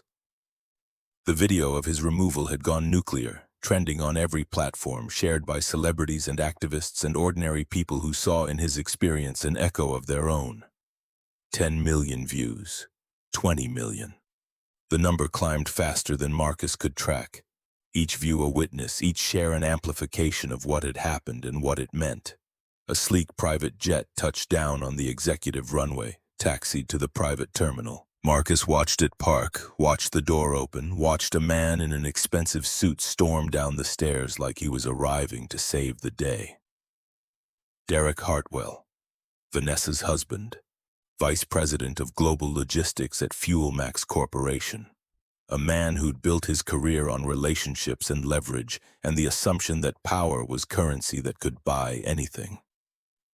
Marcus stood as Derek entered the terminal, flanked by what looked like personal security, moving with the confidence of someone who expected obstacles to dissolve before him. He spotted Marcus and changed trajectory, approaching with fury radiating off him like heat. "You!" Derek's voice carried across the terminal. "You destroyed my wife, had her arrested like a common criminal. Do you have any idea what you've done?" Marcus stayed very still, hands visible, aware that cameras were everywhere, that every word would be preserved and analyzed.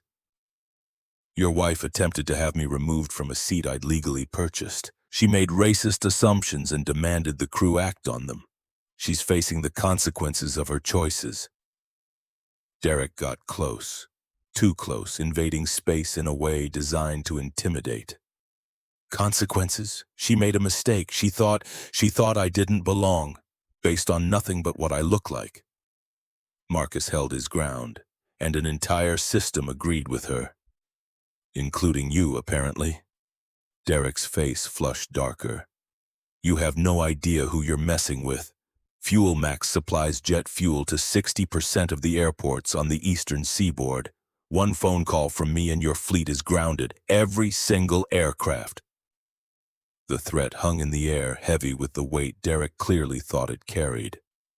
Marcus saw Catherine tense, saw the flicker of concern cross her face, saw Derek register that reaction and mistake it for weakness. Marcus pulled out his phone, scrolled through his contacts, found the number he needed. Put the call on speaker. It rang twice before a voice answered, warm and professional. "Jonathan Pierce." Derek's eyes widened. Jonathan Pierce, CEO of FuelMax Corporation, Derek's boss, the man whose authority Derek had just invoked as a weapon. "Jonathan, it's Marcus Bennett. Sorry to bother you on a Thursday." Jonathan's warmth increased. "Marcus, no bother at all. How are things? Still on track for that Geneva acquisition?" "Actually, I'm at JFK. Had an incident with one of your employees, Derek Hartwell. He's standing in front of me right now, claiming he can ground my fleet with a phone call." The silence on the other end stretched for 3 seconds. Marcus watched Derek's face cycle through emotions, landing on something close to terror. Jonathan's voice, when it came back, had lost all warmth. "Derek Hartwell? He's there? At JFK?" "Yes.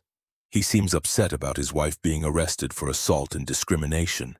He just threatened my airline's fuel supply as leverage. Derek's mouth opened. No sound came out. Marcus? Jonathan's tone had gone formal, corporate, the voice of a man protecting his company from liability. I'm going to need you to put Derek on the line.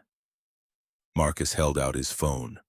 Derek stared at it like it was a snake, but slowly, inevitably, he took it. John, this is a misunderstanding. Vanessa was humiliated, arrested, and I was just... Jonathan's voice came through loud enough for Marcus to hear. Derek, did you just threaten to weaponize FuelMax's business relationships for personal reasons? Derek swallowed. No, I mean, I was just... Did you tell Marcus Bennett that you could ground his airline's fleet? It was just talk. I wasn't actually going to... You're fired. Jonathan's voice was flat, final. Effective immediately. Hand your company credentials to Marcus. Do not go to the office. Do not contact any FuelMax clients. Legal will be in touch within the hour. Security is being notified now. Derek's hand shook, the phone trembling against his ear. John, please. 20 years. I've given this company 20 years. You can't... I can, and I am.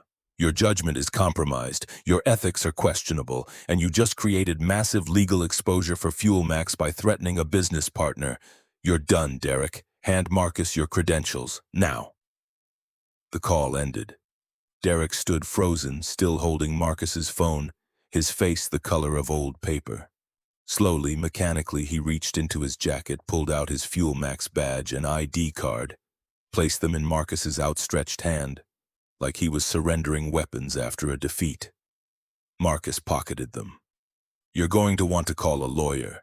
Your wife's facing federal charges. You just lost your job. And I imagine there are going to be additional consequences once this story finishes spreading. Derek's mouth worked soundlessly. His security detail had backed away, suddenly unwilling to be associated with him. He looked around the terminal, at the cameras, the witnesses, the documented evidence of his spectacular miscalculation. You destroyed us. His voice was barely a whisper. Over a seat. Over one goddamn seat. Marcus felt no triumph in Derek's collapse, no satisfaction in watching a marriage and 2 careers implode in real time. Just the cold necessity of it. The understanding that nothing would change if the people who enabled injustice never faced costs that mattered. It was never about the seat. Marcus's voice was gentle, almost kind, which somehow made it more devastating. It was about the assumptions behind demanding that seat, about the system that validated those assumptions, about the choice to use power to crush someone instead of examining whether that power was being used justly. Derek turned and walked away, diminished, his expensive suit hanging on him like costume clothing on someone who'd lost the right to the role. His security detail followed at a distance, professionals who understood when to abandon a sinking ship. Marcus sat back down, exhaustion crashing over him in waves. Catherine appeared with a medical kit, started cleaning the gash on his temple with gentle efficiency. Paramedics are on standby if you want to go to the hospital. Later, Marcus winced as antiseptic hit raw flesh. There's one more thing I need to do first. Catherine paused, gauze in hand. What? I need to upgrade a passenger, someone flying economy, someone who deserves better than what they booked. Catherine's expression softened. You have someone in mind?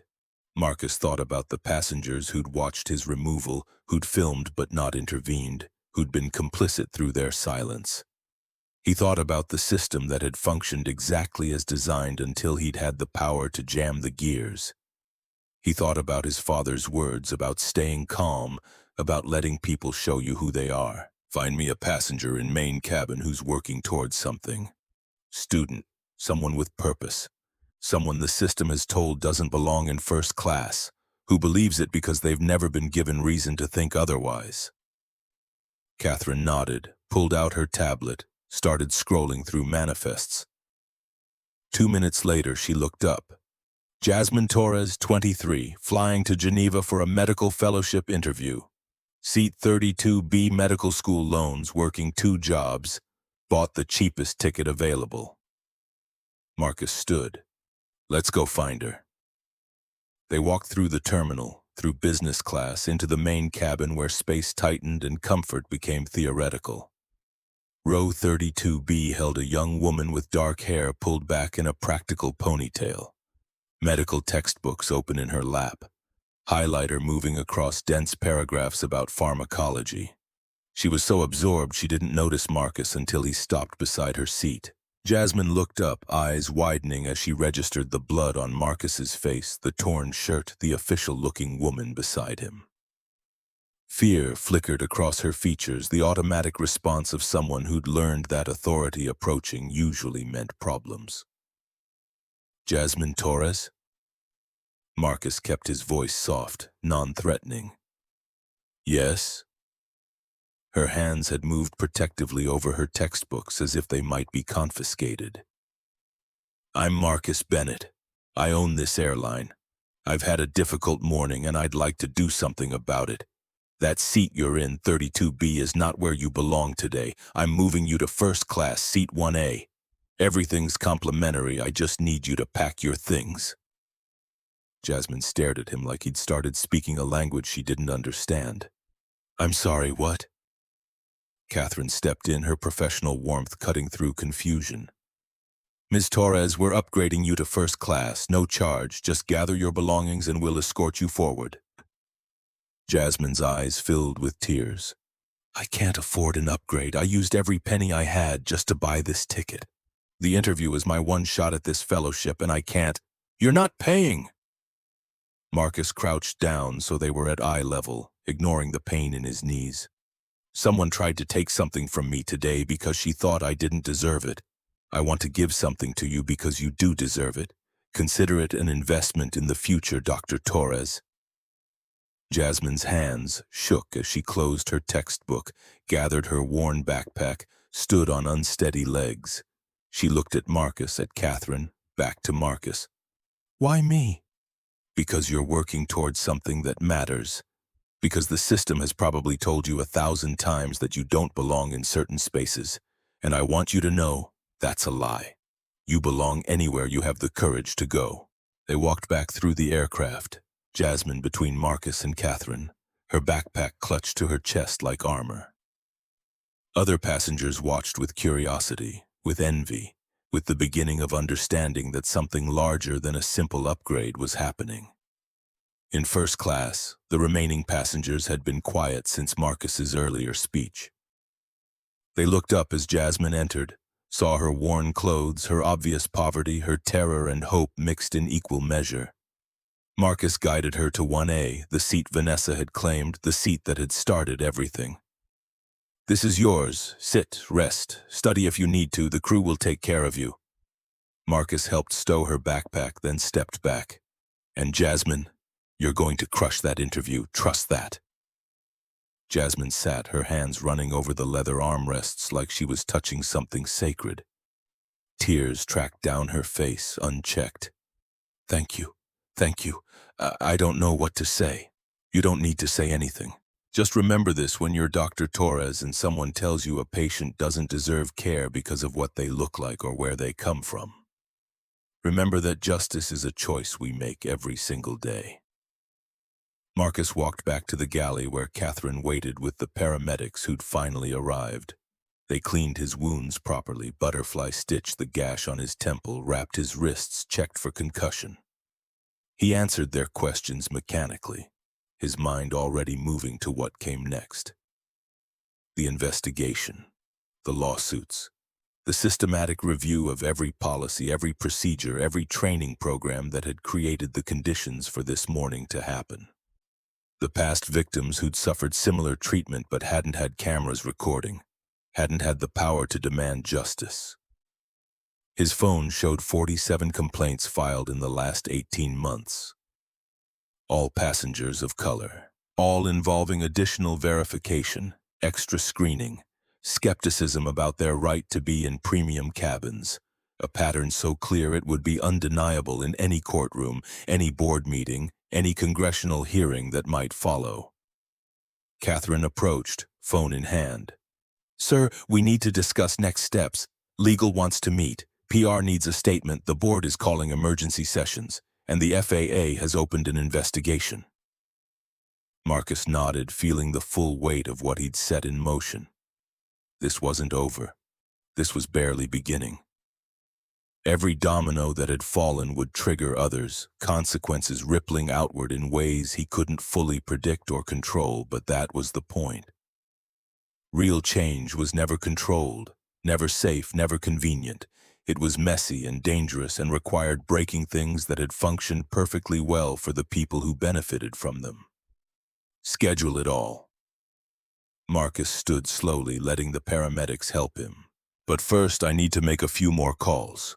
There are 46 other people who deserve to hear that what happened to them mattered, that it's being addressed, that they weren't crazy for thinking they'd been treated differently. Catherine's expression softened. We'll set it up. Sir, for what it's worth, what you did today will change this industry.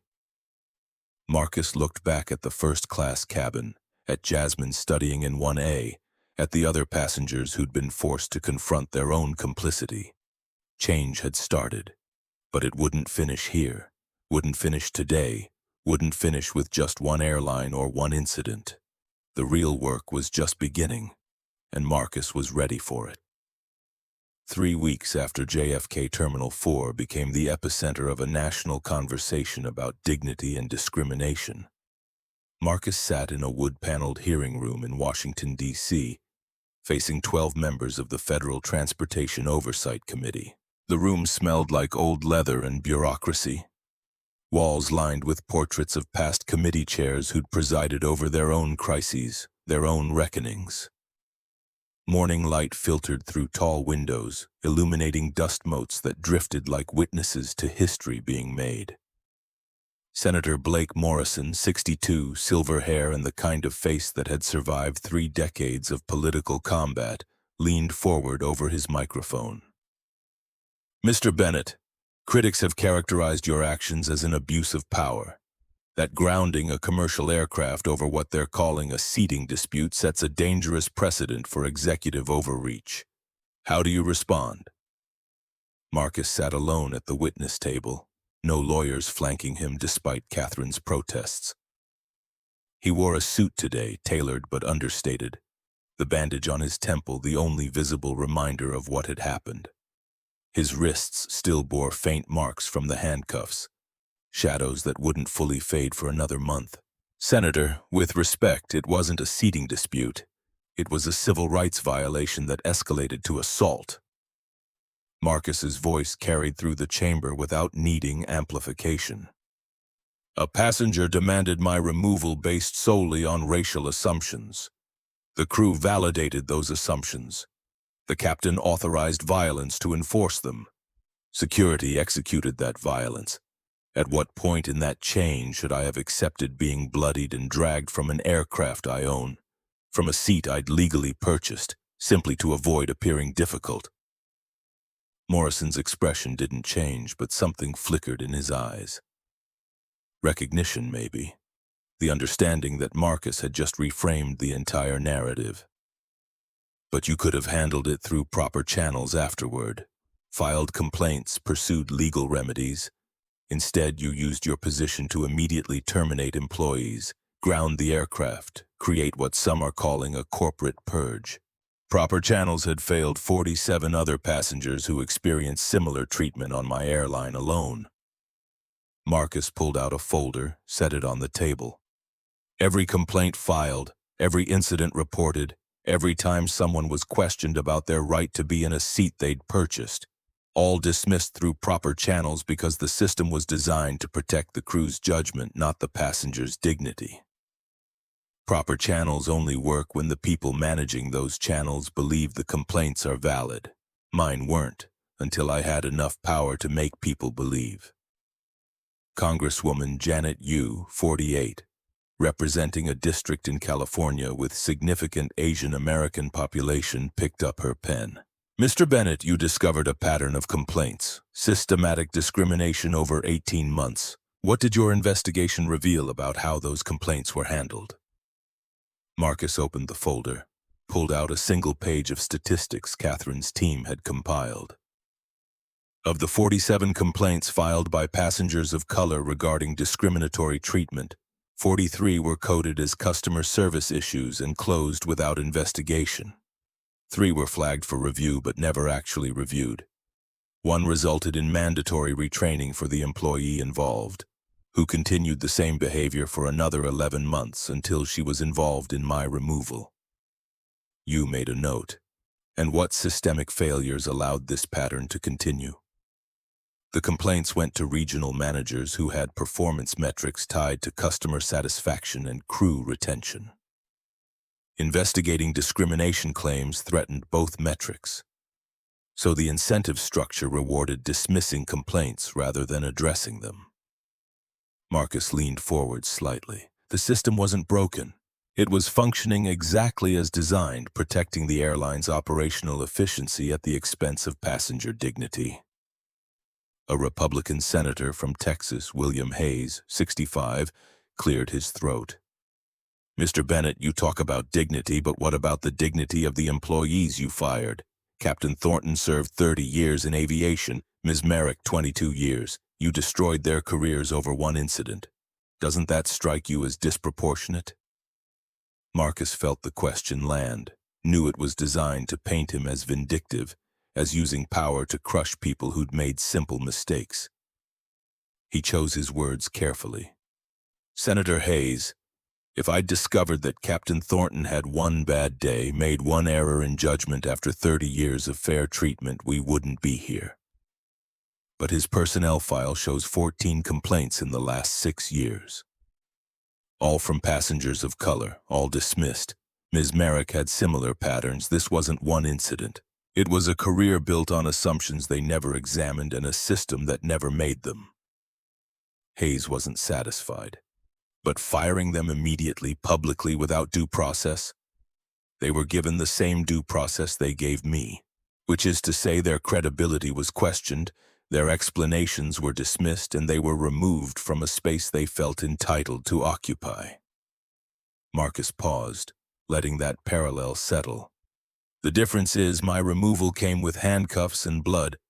Theirs came with severance packages and the opportunity to find other work, though not in an industry where they demonstrated they couldn't be trusted with power over vulnerable people. The hearing continued for another 90 minutes. Questions probing every decision Marcus had made, every termination, every policy change. He answered them all without deflection, without apology, laying out the systematic nature of the problem and the systematic nature of his response. When it finally ended, Marcus walked out into hallway chaos. Reporters surged forward, cameras and microphones creating a wall of attention. Catherine materialized at his elbow, her team forming a protective corridor through the press. Mr. Bennett, will you sue Vanessa Hartwell personally? Are you worried about backlash from firing so many employees? Critics say you're using one incident to push a political agenda. How do you respond? Marcus stopped walking, turned to face the cameras. Catherine tensed beside him but didn't interfere. I'm not pushing an agenda. I'm requiring accountability. Those aren't the same thing, though I understand why people who've never faced accountability might confuse them. The quote would be on every news site within an hour, analyzed and dissected and debated. Marcus didn't care. He'd stopped caring about optics 3 weeks ago when he'd decided that truth mattered more than perception. Back in New York, the criminal trials were already underway. Diane Merrick sat in a federal courtroom, her lawyer arguing for leniency, for understanding, for recognition that she'd been following cultural norms she'd never been taught to question. The prosecutor, a black woman in her 40s who'd probably experienced her own version of Diane's assumptions, was having none of it. Ms. Merrick, you pulled Mr. Bennett aside at the gate and held him for additional verification. Why? Diane's voice was small, frightened. I thought there might be an issue with his ticket. What specifically made you think that? It was a first-class ticket, an expensive ticket, and he didn't look like he could afford it. How does someone who can afford a first-class ticket look, Ms. Merrick? Silence, the kind that filled courtrooms when truth became unavoidable. The prosecutor pulled up a video on the monitor, footage from the gate that day. This is the passenger who checked in directly before Mr. Bennett, a white man in jeans and a t-shirt. Did you perform additional verification for him? Diane watched the screen, watched herself smile and wave the white passenger through without a second glance. No. This is the passenger who checked in directly after Mr. Bennett, a white woman in athletic wear, headphones on, clearly dressed casually. Did you verify her ticket? No. So what was different about Mr. Bennett that triggered your additional scrutiny? Diane's lawyer objected, but the question had already done its work. The jury, 8 members of which were people of color, had their answer written on their face. The verdict came back after 4 hours of deliberation. Guilty of civil rights violations under federal law. 18 months in federal prison, $50,000 in fines, permanent ban from working in the transportation industry. Diane wept as the sentence was read, her 22-year career reduced to evidence of systematic failure, her assumptions codified into criminal conviction. Captain Caldwell Thornton's trial followed a similar pattern, though his defense was more aggressive, arguing that he'd acted within his authority as pilot in command, that safety concerns justified his decision. The prosecution dismantled that argument with surgical precision. Captain Thornton, you testified that you believed Mr. Bennett posed a safety risk. What specific behavior led you to that conclusion? Thornton, still wearing his uniform despite having lost his license, straightened in his chair. The flight attendant reported he was being confrontational, refusing to cooperate. The flight attendant reported, or you witnessed directly? The flight attendant reported. And you trusted that report without verification because? Because my crew are trained professionals. I trust their judgment.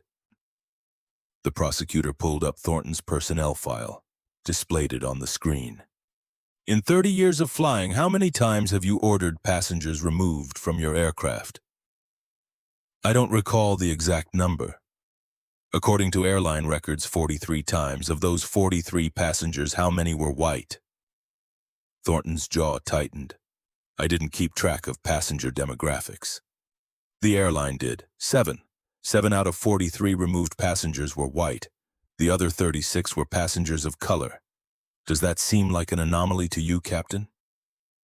Thornton had no answer that wouldn't condemn him. His verdict, guilty.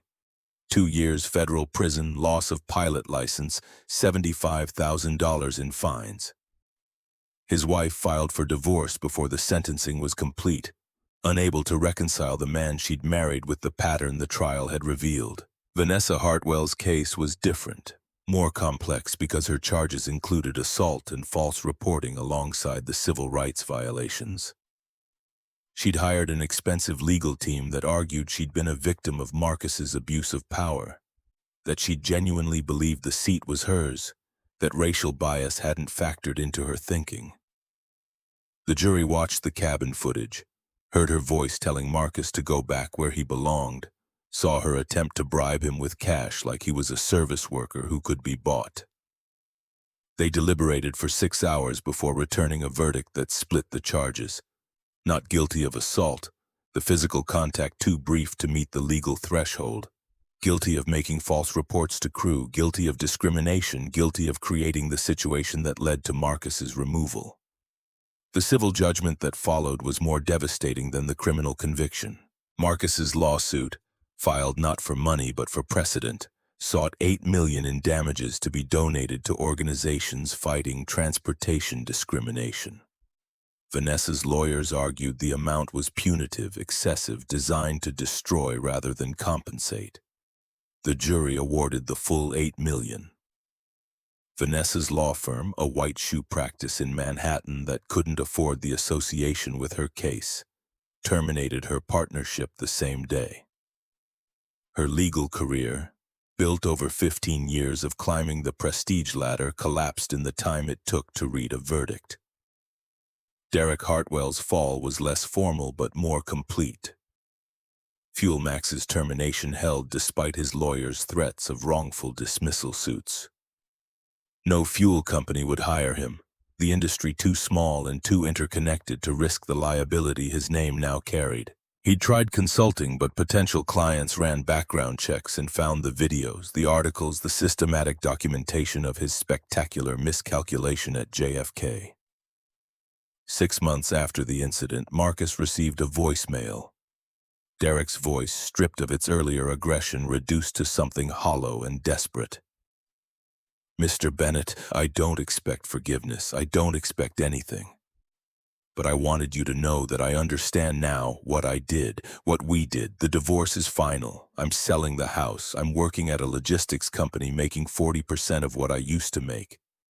And I'm doing it because I need to rebuild from a place where nobody owes me anything, where I have to earn respect instead of demanding it. I'm sorry for what that's worth. I'm sorry."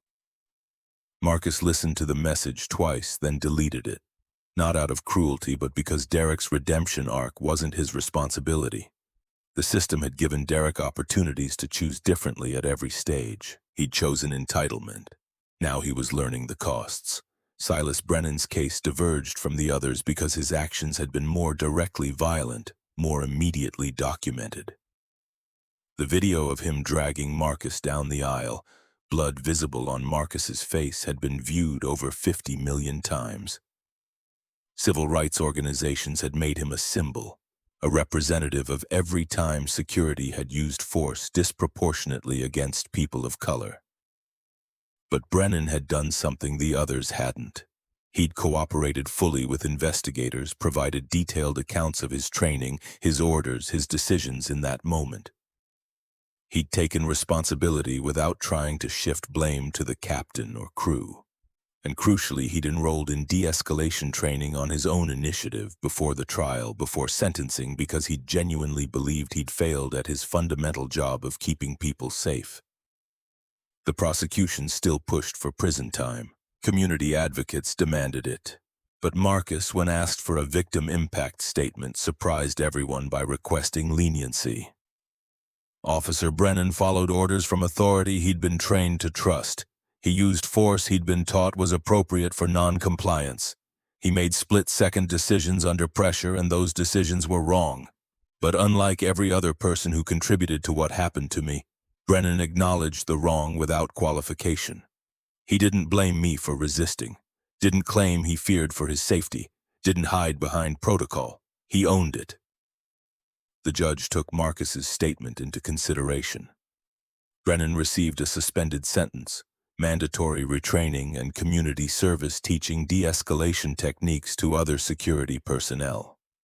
It wasn't forgiveness, but it was recognition that accountability could include rehabilitation when someone demonstrated genuine commitment to change. Brennan's first training session included testimony about what he'd done wrong, walking new security officers through his decisions and their consequences. "I saw a black man in handcuffs and I assumed he was dangerous. I didn't see the blood and think I should de-escalate. I saw resistance where there was compliance, and I used force because force was easy, because my training emphasized control over care, because I'd done it before and never faced consequences. This time I did, and that's the only reason I'm here instead of him." The systematic reforms Marcus had demanded were rolling out across SkyBridge's entire operation. Catherine had overseen the implementation, treating it with the urgency of a crisis response, because that's what it was. Every employee, from gate agents to executives, underwent mandatory bias training. Not the performative kind that checked boxes, but intensive sessions facilitated by outside experts who didn't let people hide behind good intentions. The complaint system was rebuilt from scratch, routed through independent third-party investigators who had no stake in protecting airline operations. Every complaint of discrimination triggered automatic review, with metrics tracking not just whether complaints were filed, but how they were resolved and whether patterns emerged. The lifetime status tiers were eliminated entirely, replaced with a flat recognition system that rewarded loyalty without creating castes of passengers who felt entitled to special treatment. The change had been controversial, Diamond members threatening to switch airlines, but Marcus had been unmovable on the principle. Loyalty is valuable, entitlement is toxic, will reward the first without enabling the second. 3 months after the incident, the Federal Aviation Administration issued new nationwide guidelines directly citing Marcus's case as the catalyst. Mandatory body cameras for air marshals and security personnel. Clear protocols for passenger removal that required documented behavior rather than crew judgment alone. Penalties for airlines that showed statistical patterns of discriminatory enforcement. 47 other airlines adopted similar reforms, some voluntarily, others under pressure from regulators and public opinion. The industry publication Aviation Weekly ran a cover story. The Bennett Effect: How One Incident Changed Transportation Forever. Marcus read the article in his office, the same modest space he'd occupied before becoming a household name, before his face became synonymous with the collision between injustice and accountability. The article quoted industry analysts predicting the changes would cost airlines billions in retraining and oversight. Marcus felt no guilt about that cost. Systems that functioned through discrimination had always been expensive. The expense had just been borne by people whose suffering was easier to ignore than spreadsheet impacts. His phone rang. Catherine's extension. "Sir, Jasmine Torres is here for the scholarship announcement. The other recipients are gathering in the conference room." Marcus stood, straightening his tie, feeling the familiar mix of anticipation and responsibility that came with these moments. The scholarship fund had been his first decision after the trials ended. Converting the civil judgment from Vanessa's case plus $50 million of his own money into an endowment for medical students from underserved communities. The conference room held 10 students, ages ranging from 22 to 35, each one representing a different path that had been made harder by systems that assumed certain people didn't belong in medicine. Jasmine stood near the window, no longer wearing her worn university hoodie but a professional dress that still showed signs of having been bought on a budget. She smiled when Marcus entered, but her eyes held tears she was trying to control. "Dr. Torres." Marcus used her title deliberately, acknowledging the fellowship she'd won, the future she'd earned. "Thank you for being here." Jasmine's smile widened, though the tears broke free. "You know I wouldn't miss this.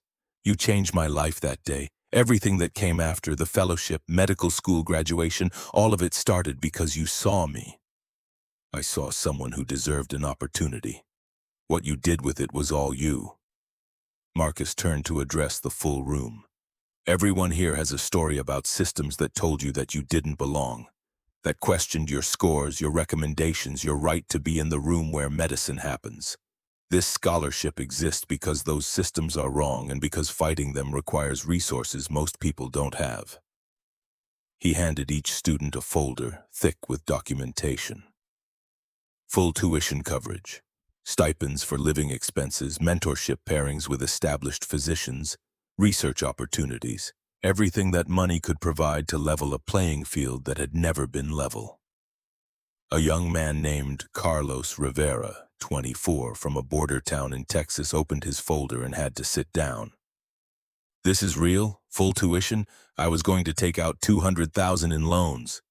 "It's real, and it comes with one requirement." Marcus waited until all 10 students were looking at him. "When you're Dr. Rivera, when you have the letters after your name and the authority that comes with them, remember what it felt like to be questioned, and use your power to make sure the next generation faces less doubt than you did." The ceremony continued, photos taken, press releases distributed, Marcus's communications team documenting everything for the inevitable news cycle. But Marcus's attention kept drifting to the window, to the city beyond, to the thought of how many similar announcements were happening elsewhere.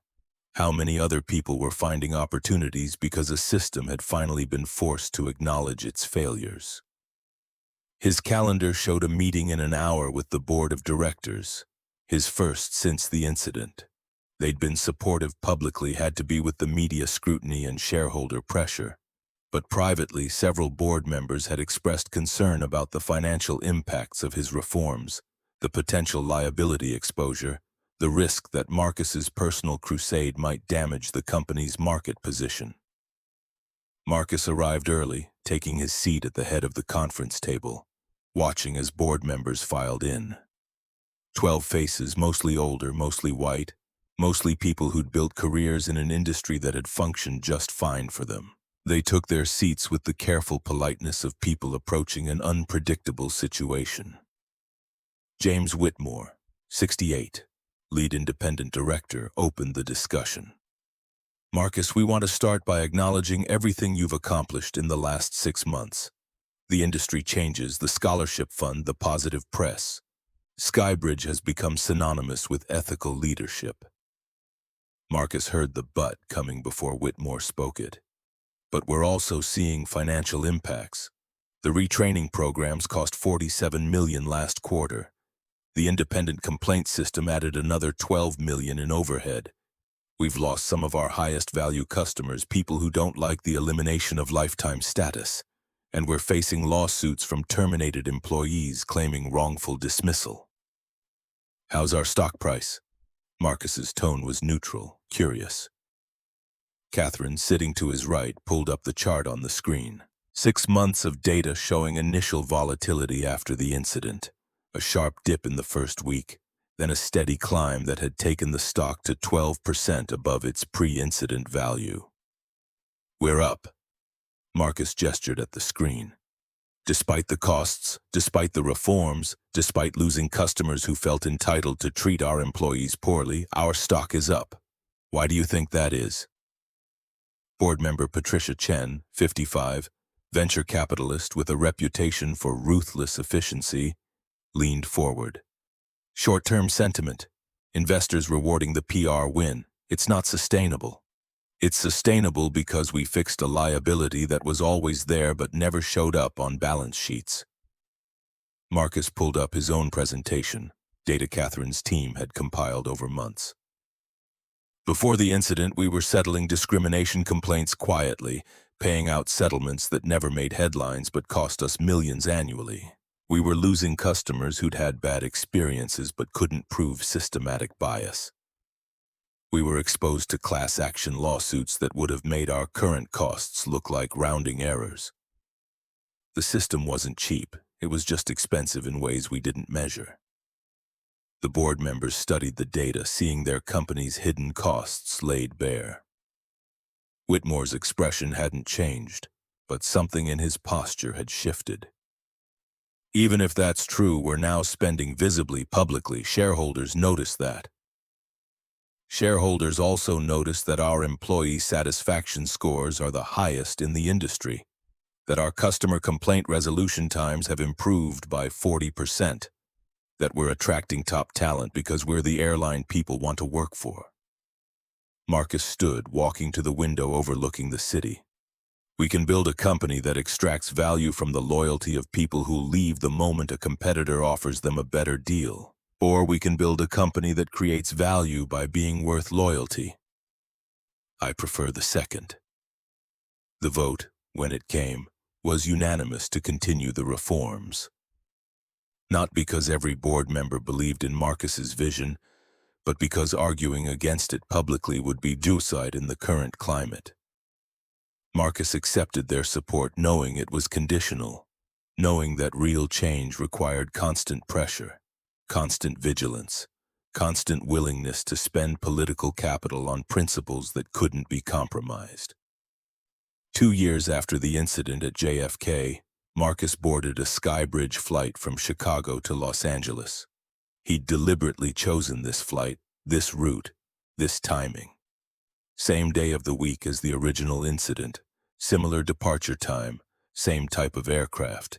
He wore jeans and a sweater, carried the same worn leather bag, looked exactly as he had that morning in New York. The check-in agent, a young black woman named Kenya who'd been hired in the post-reform recruiting wave, processed his ticket with professional efficiency.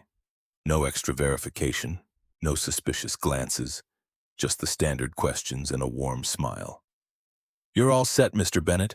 Boarding starts in 30 minutes. The gate area was crowded, business travelers mixing with families, the usual chaos of American air travel. Marcus found a seat near the window, pulled out his phone, checked messages while people flowed around him. Nobody stared. Nobody questioned. He was just another passenger, which was exactly the point. Boarding began. Marcus joined the priority lane, his diamond status earned through actual flight frequency, not the entitlement structure he'd eliminated. The gate agent scanning passes was white, mid-50s, someone who'd survived the reforms by adapting to them. She smiled at Marcus with genuine warmth. "Welcome aboard, Mr. Bennett. Enjoy your flight." Marcus walked down the jetway, remembering another jetway, another walk toward confrontation. This time felt different. Not because of who he was, but because of what the system had become. The changes he'd forced into existence meant the next person who looked like him, who dressed like him, who didn't match someone's assumptions about who belonged in first class, would face less doubt, less scrutiny, less danger. The first-class cabin held a mix of passengers, demographics more diverse than they would have been 2 years ago. Marcus took his seat, 3A this time, not 1A. That particular seat held a teenager, 17 maybe, black kid in a university sweatshirt with headphones around his neck, studying what looked like calculus homework. The kid glanced up as Marcus settled in, gave a brief nod of acknowledgement, then returned to his work with the unself-conscious confidence of someone who'd never been told he didn't belong. Marcus felt something settle in his chest watching that easy comfort. Not pride exactly, more like vindication. The system still wasn't perfect, probably never would be, but it was better, measurably, documentably better. And that improvement was written in the posture of a teenager who could study calculus in first class without fearing that his presence would be questioned. An older white passenger, maybe 65, businessman type, took the seat across the aisle. He looked at the teenager, at the textbook, at the first-class cabin. For a moment, Marcus tensed, old instincts activating, preparing for confrontation. But the man just smiled, gestured at the math. "That's advanced stuff. You in university?" The teenager looked up, slightly wary but not defensive. "High school, a P calculus. Got a scholarship interview at Stanford next week." "Good for you. Work hard, you'll do great." The man settled into his seat, pulled out his own laptop, and the interaction ended with simple human acknowledgement instead of suspicion. Marcus relaxed, understanding what he was witnessing. Not the absence of bias, which would be naive to expect, but the presence of systems that no longer amplified bias into institutional violence. The businessmen might have had assumptions about who belonged in first class, but those assumptions hadn't been validated by crew training, by captain authority, by security violence. They'd just been assumptions held privately, unable to marshal power to enforce themselves. The flight attendant working first class was Monica Reeves, still employed, still professional, but different now. She'd been through the retraining, had watched colleagues lose careers, had learned that complicity carried costs. She greeted every passenger with the same careful respect, making no assumptions about who'd ordered champagne versus water, who'd need help with luggage versus who'd manage independently. When she reached Marcus, recognition flickered in her eyes. She'd been there that day, had watched his removal, hadn't intervened. The guilt of that memory was visible in the way her professional smile didn't quite reach her eyes. "Mr. Bennett, it's good to see you. Can I get you anything before departure?" Marcus saw the question behind the question. "Are we okay? Have you forgiven? Do you still see me as complicit?" He thought about easy absolution, about letting her off the hook with false reassurance. Instead, he chose truth. "Water, please. And Monica, what happened wasn't your fault alone, but it was partially your fault. You can't fix the past. You can only do better going forward." Monica's composure cracked just slightly, tears threatening before she controlled them. I am trying to do better. Every day. That's all any of us can do." The flight took off smooth and easy, climbing above Chicago's sprawl into clear autumn sky. Marcus looked out the window at the city shrinking below. at the infrastructure that connected millions of people, at the systems that could work for everyone if the people running them chose to make them. His phone buzzed with a message from Catherine. The FAA had just announced new regulations requiring all commercial airlines to publish demographic data on passenger complaints, removals, and enforcement actions. Another ripple, another consequence of that morning at JFK. Another small piece of accountability built into systems that had functioned too long without it. Marcus typed a response. Good. Keep pushing. The teenager across the aisle had dozed off, calculus textbook open on his lap, headphones now in place. Marcus watched him sleep with the unconscious ease of someone who felt safe, who trusted that the people around him would let him rest without questioning his right to the space he occupied. That trust hadn't existed 2 years ago. Not for kids who looked like him, who dressed like him, who didn't match the assumptions coded into 1,000 small decisions about who got extra scrutiny and who got waved through. The fact that it existed now, imperfectly but measurably, was worth every dollar spent on reform, every terminated employee, every uncomfortable conversation about bias and power. Marcus's own eyes grew heavy, exhaustion from constant travel catching up with him.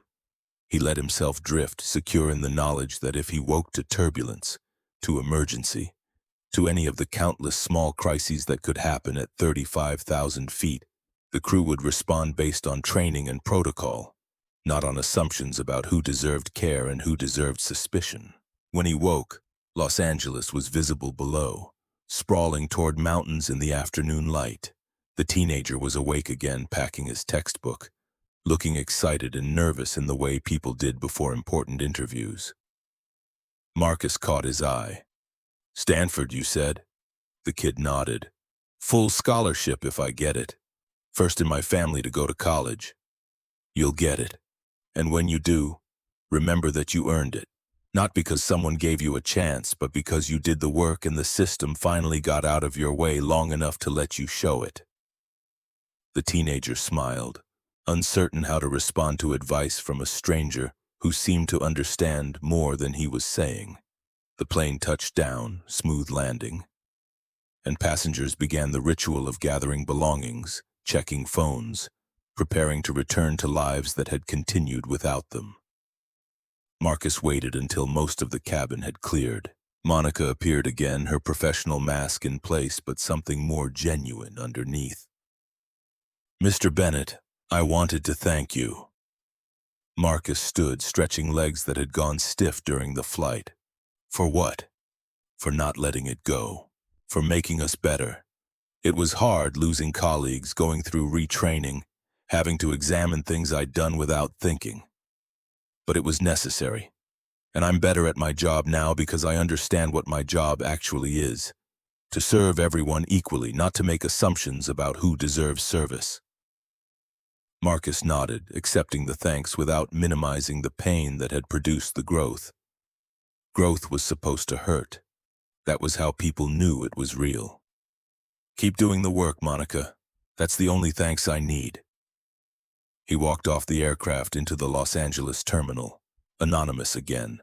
Just another passenger completing another flight. His car was waiting outside. The driver a professional who knew better than to make small talk unless Marcus initiated it. The drive to his hotel took 40 minutes through traffic that never seemed to ease no matter what time of day.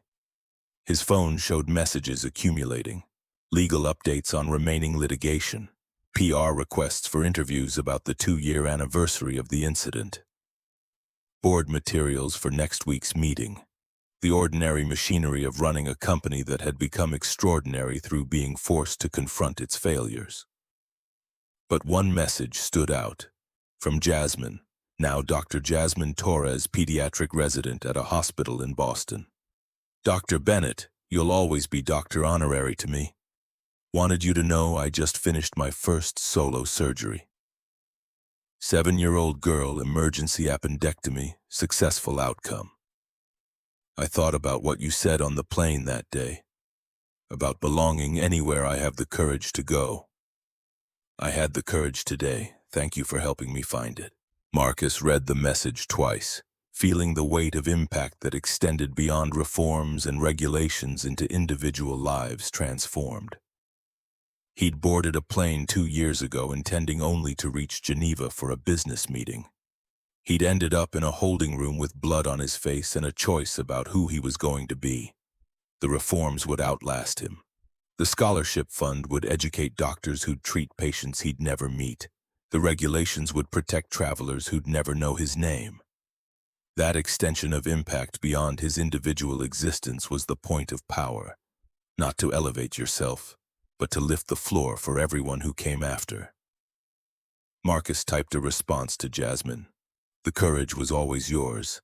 I just made sure nobody could take the seat you'd earned. Congratulations, Dr. Torres. Save lives, change systems, make me proud." The hotel room was empty, anonymous, the kind of space designed for temporary occupation by people passing through. Marcus stood at the window looking out at Los Angeles spreading toward the horizon, at the lights beginning to appear as sunset approached, at the evidence of millions of lives being lived in parallel, most of them never intersecting with his. But some did intersect. Some lives were changed by choices he'd made, by power he'd wielded, by refusing to accept that the way things were was the way things had to be. That intersection was responsibility, not just to the people he'd helped directly, but to everyone who'd come after, everyone who'd benefit from systems that had been forced to become slightly less unjust. His father's voice echoed across decades, advice given in a moment of crisis that had shaped everything that followed. Stay calm, document everything. Let them show you who they are, then decide who you're going to be. Marcus had stayed calm even with blood on his face, had documented everything through cameras he'd known would be present, had let them show him exactly who they were, from Vanessa's entitled fury to Thornton's casual authoritarianism to Brennan's violent compliance with unjust orders. Then he'd decided who he was going to be. Not the victim who accepted injustice to avoid making waves, not the executive who handled everything quietly to protect corporate interests, but the person who used power to create accountability, who broke systems that needed breaking, who understood that real change required making people uncomfortable enough to examine assumptions they'd never questioned. The phone rang. Catherine, checking in before tomorrow's meetings. Marcus answered, hearing her voice outline schedules and strategies and the ongoing work of running an airline that had become a case study in systematic reform. He listened, asked questions, approved decisions, played his role in the machinery of change. When the call ended, silence filled the hotel room. Marcus sat in that silence, feeling the accumulated weight of 2 years of consequence, of litigation and reform, and the slow, grinding work of changing culture. He was tired, not the temporary fatigue that sleep could fix, but the deeper exhaustion that came from constant vigilance, from understanding that the moment he stopped pushing, the system would try to slide back toward equilibrium that favored convenience over justice. But tired didn't mean done. Tired meant the work mattered, that it cost something real, that it wasn't just performance but actual effort toward actual change. Marcus had earned this exhaustion through choosing difficulty over ease at every juncture. He'd earn it again tomorrow and the day after, and every day until the systems he'd reformed became self-sustaining, rather than dependent on his individual will. The city lights multiplied as darkness settled.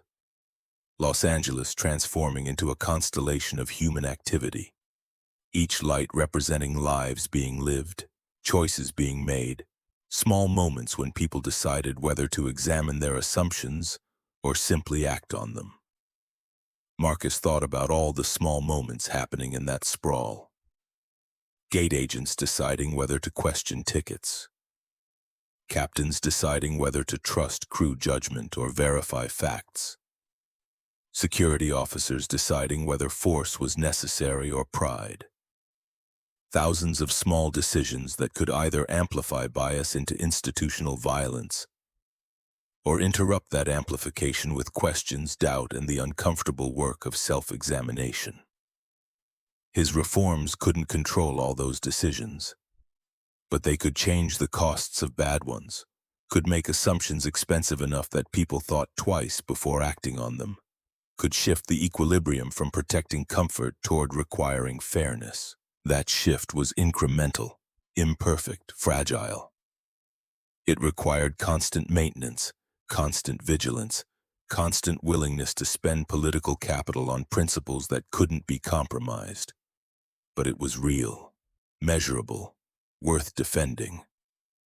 Marcus closed the curtains, shutting out the city, preparing for sleep that would be interrupted by dreams of jetways and handcuffs and the moment when everything changed. He'd learned to live with those dreams, to accept them as the cost of choosing confrontation over acceptance. Tomorrow he'd wake up and continue the work, but tonight he let himself feel something close to satisfaction. Not because the fight was over, but because it had started. Because systems that had functioned through discrimination for decades were being forced to function differently. Because the next person who didn't match someone's assumptions about who belonged would face a system that questioned those assumptions instead of validating them. That was victory. Not perfect, not complete, but real. And in a world that bent constantly toward convenience over justice, real was enough to keep fighting for. The lights went out.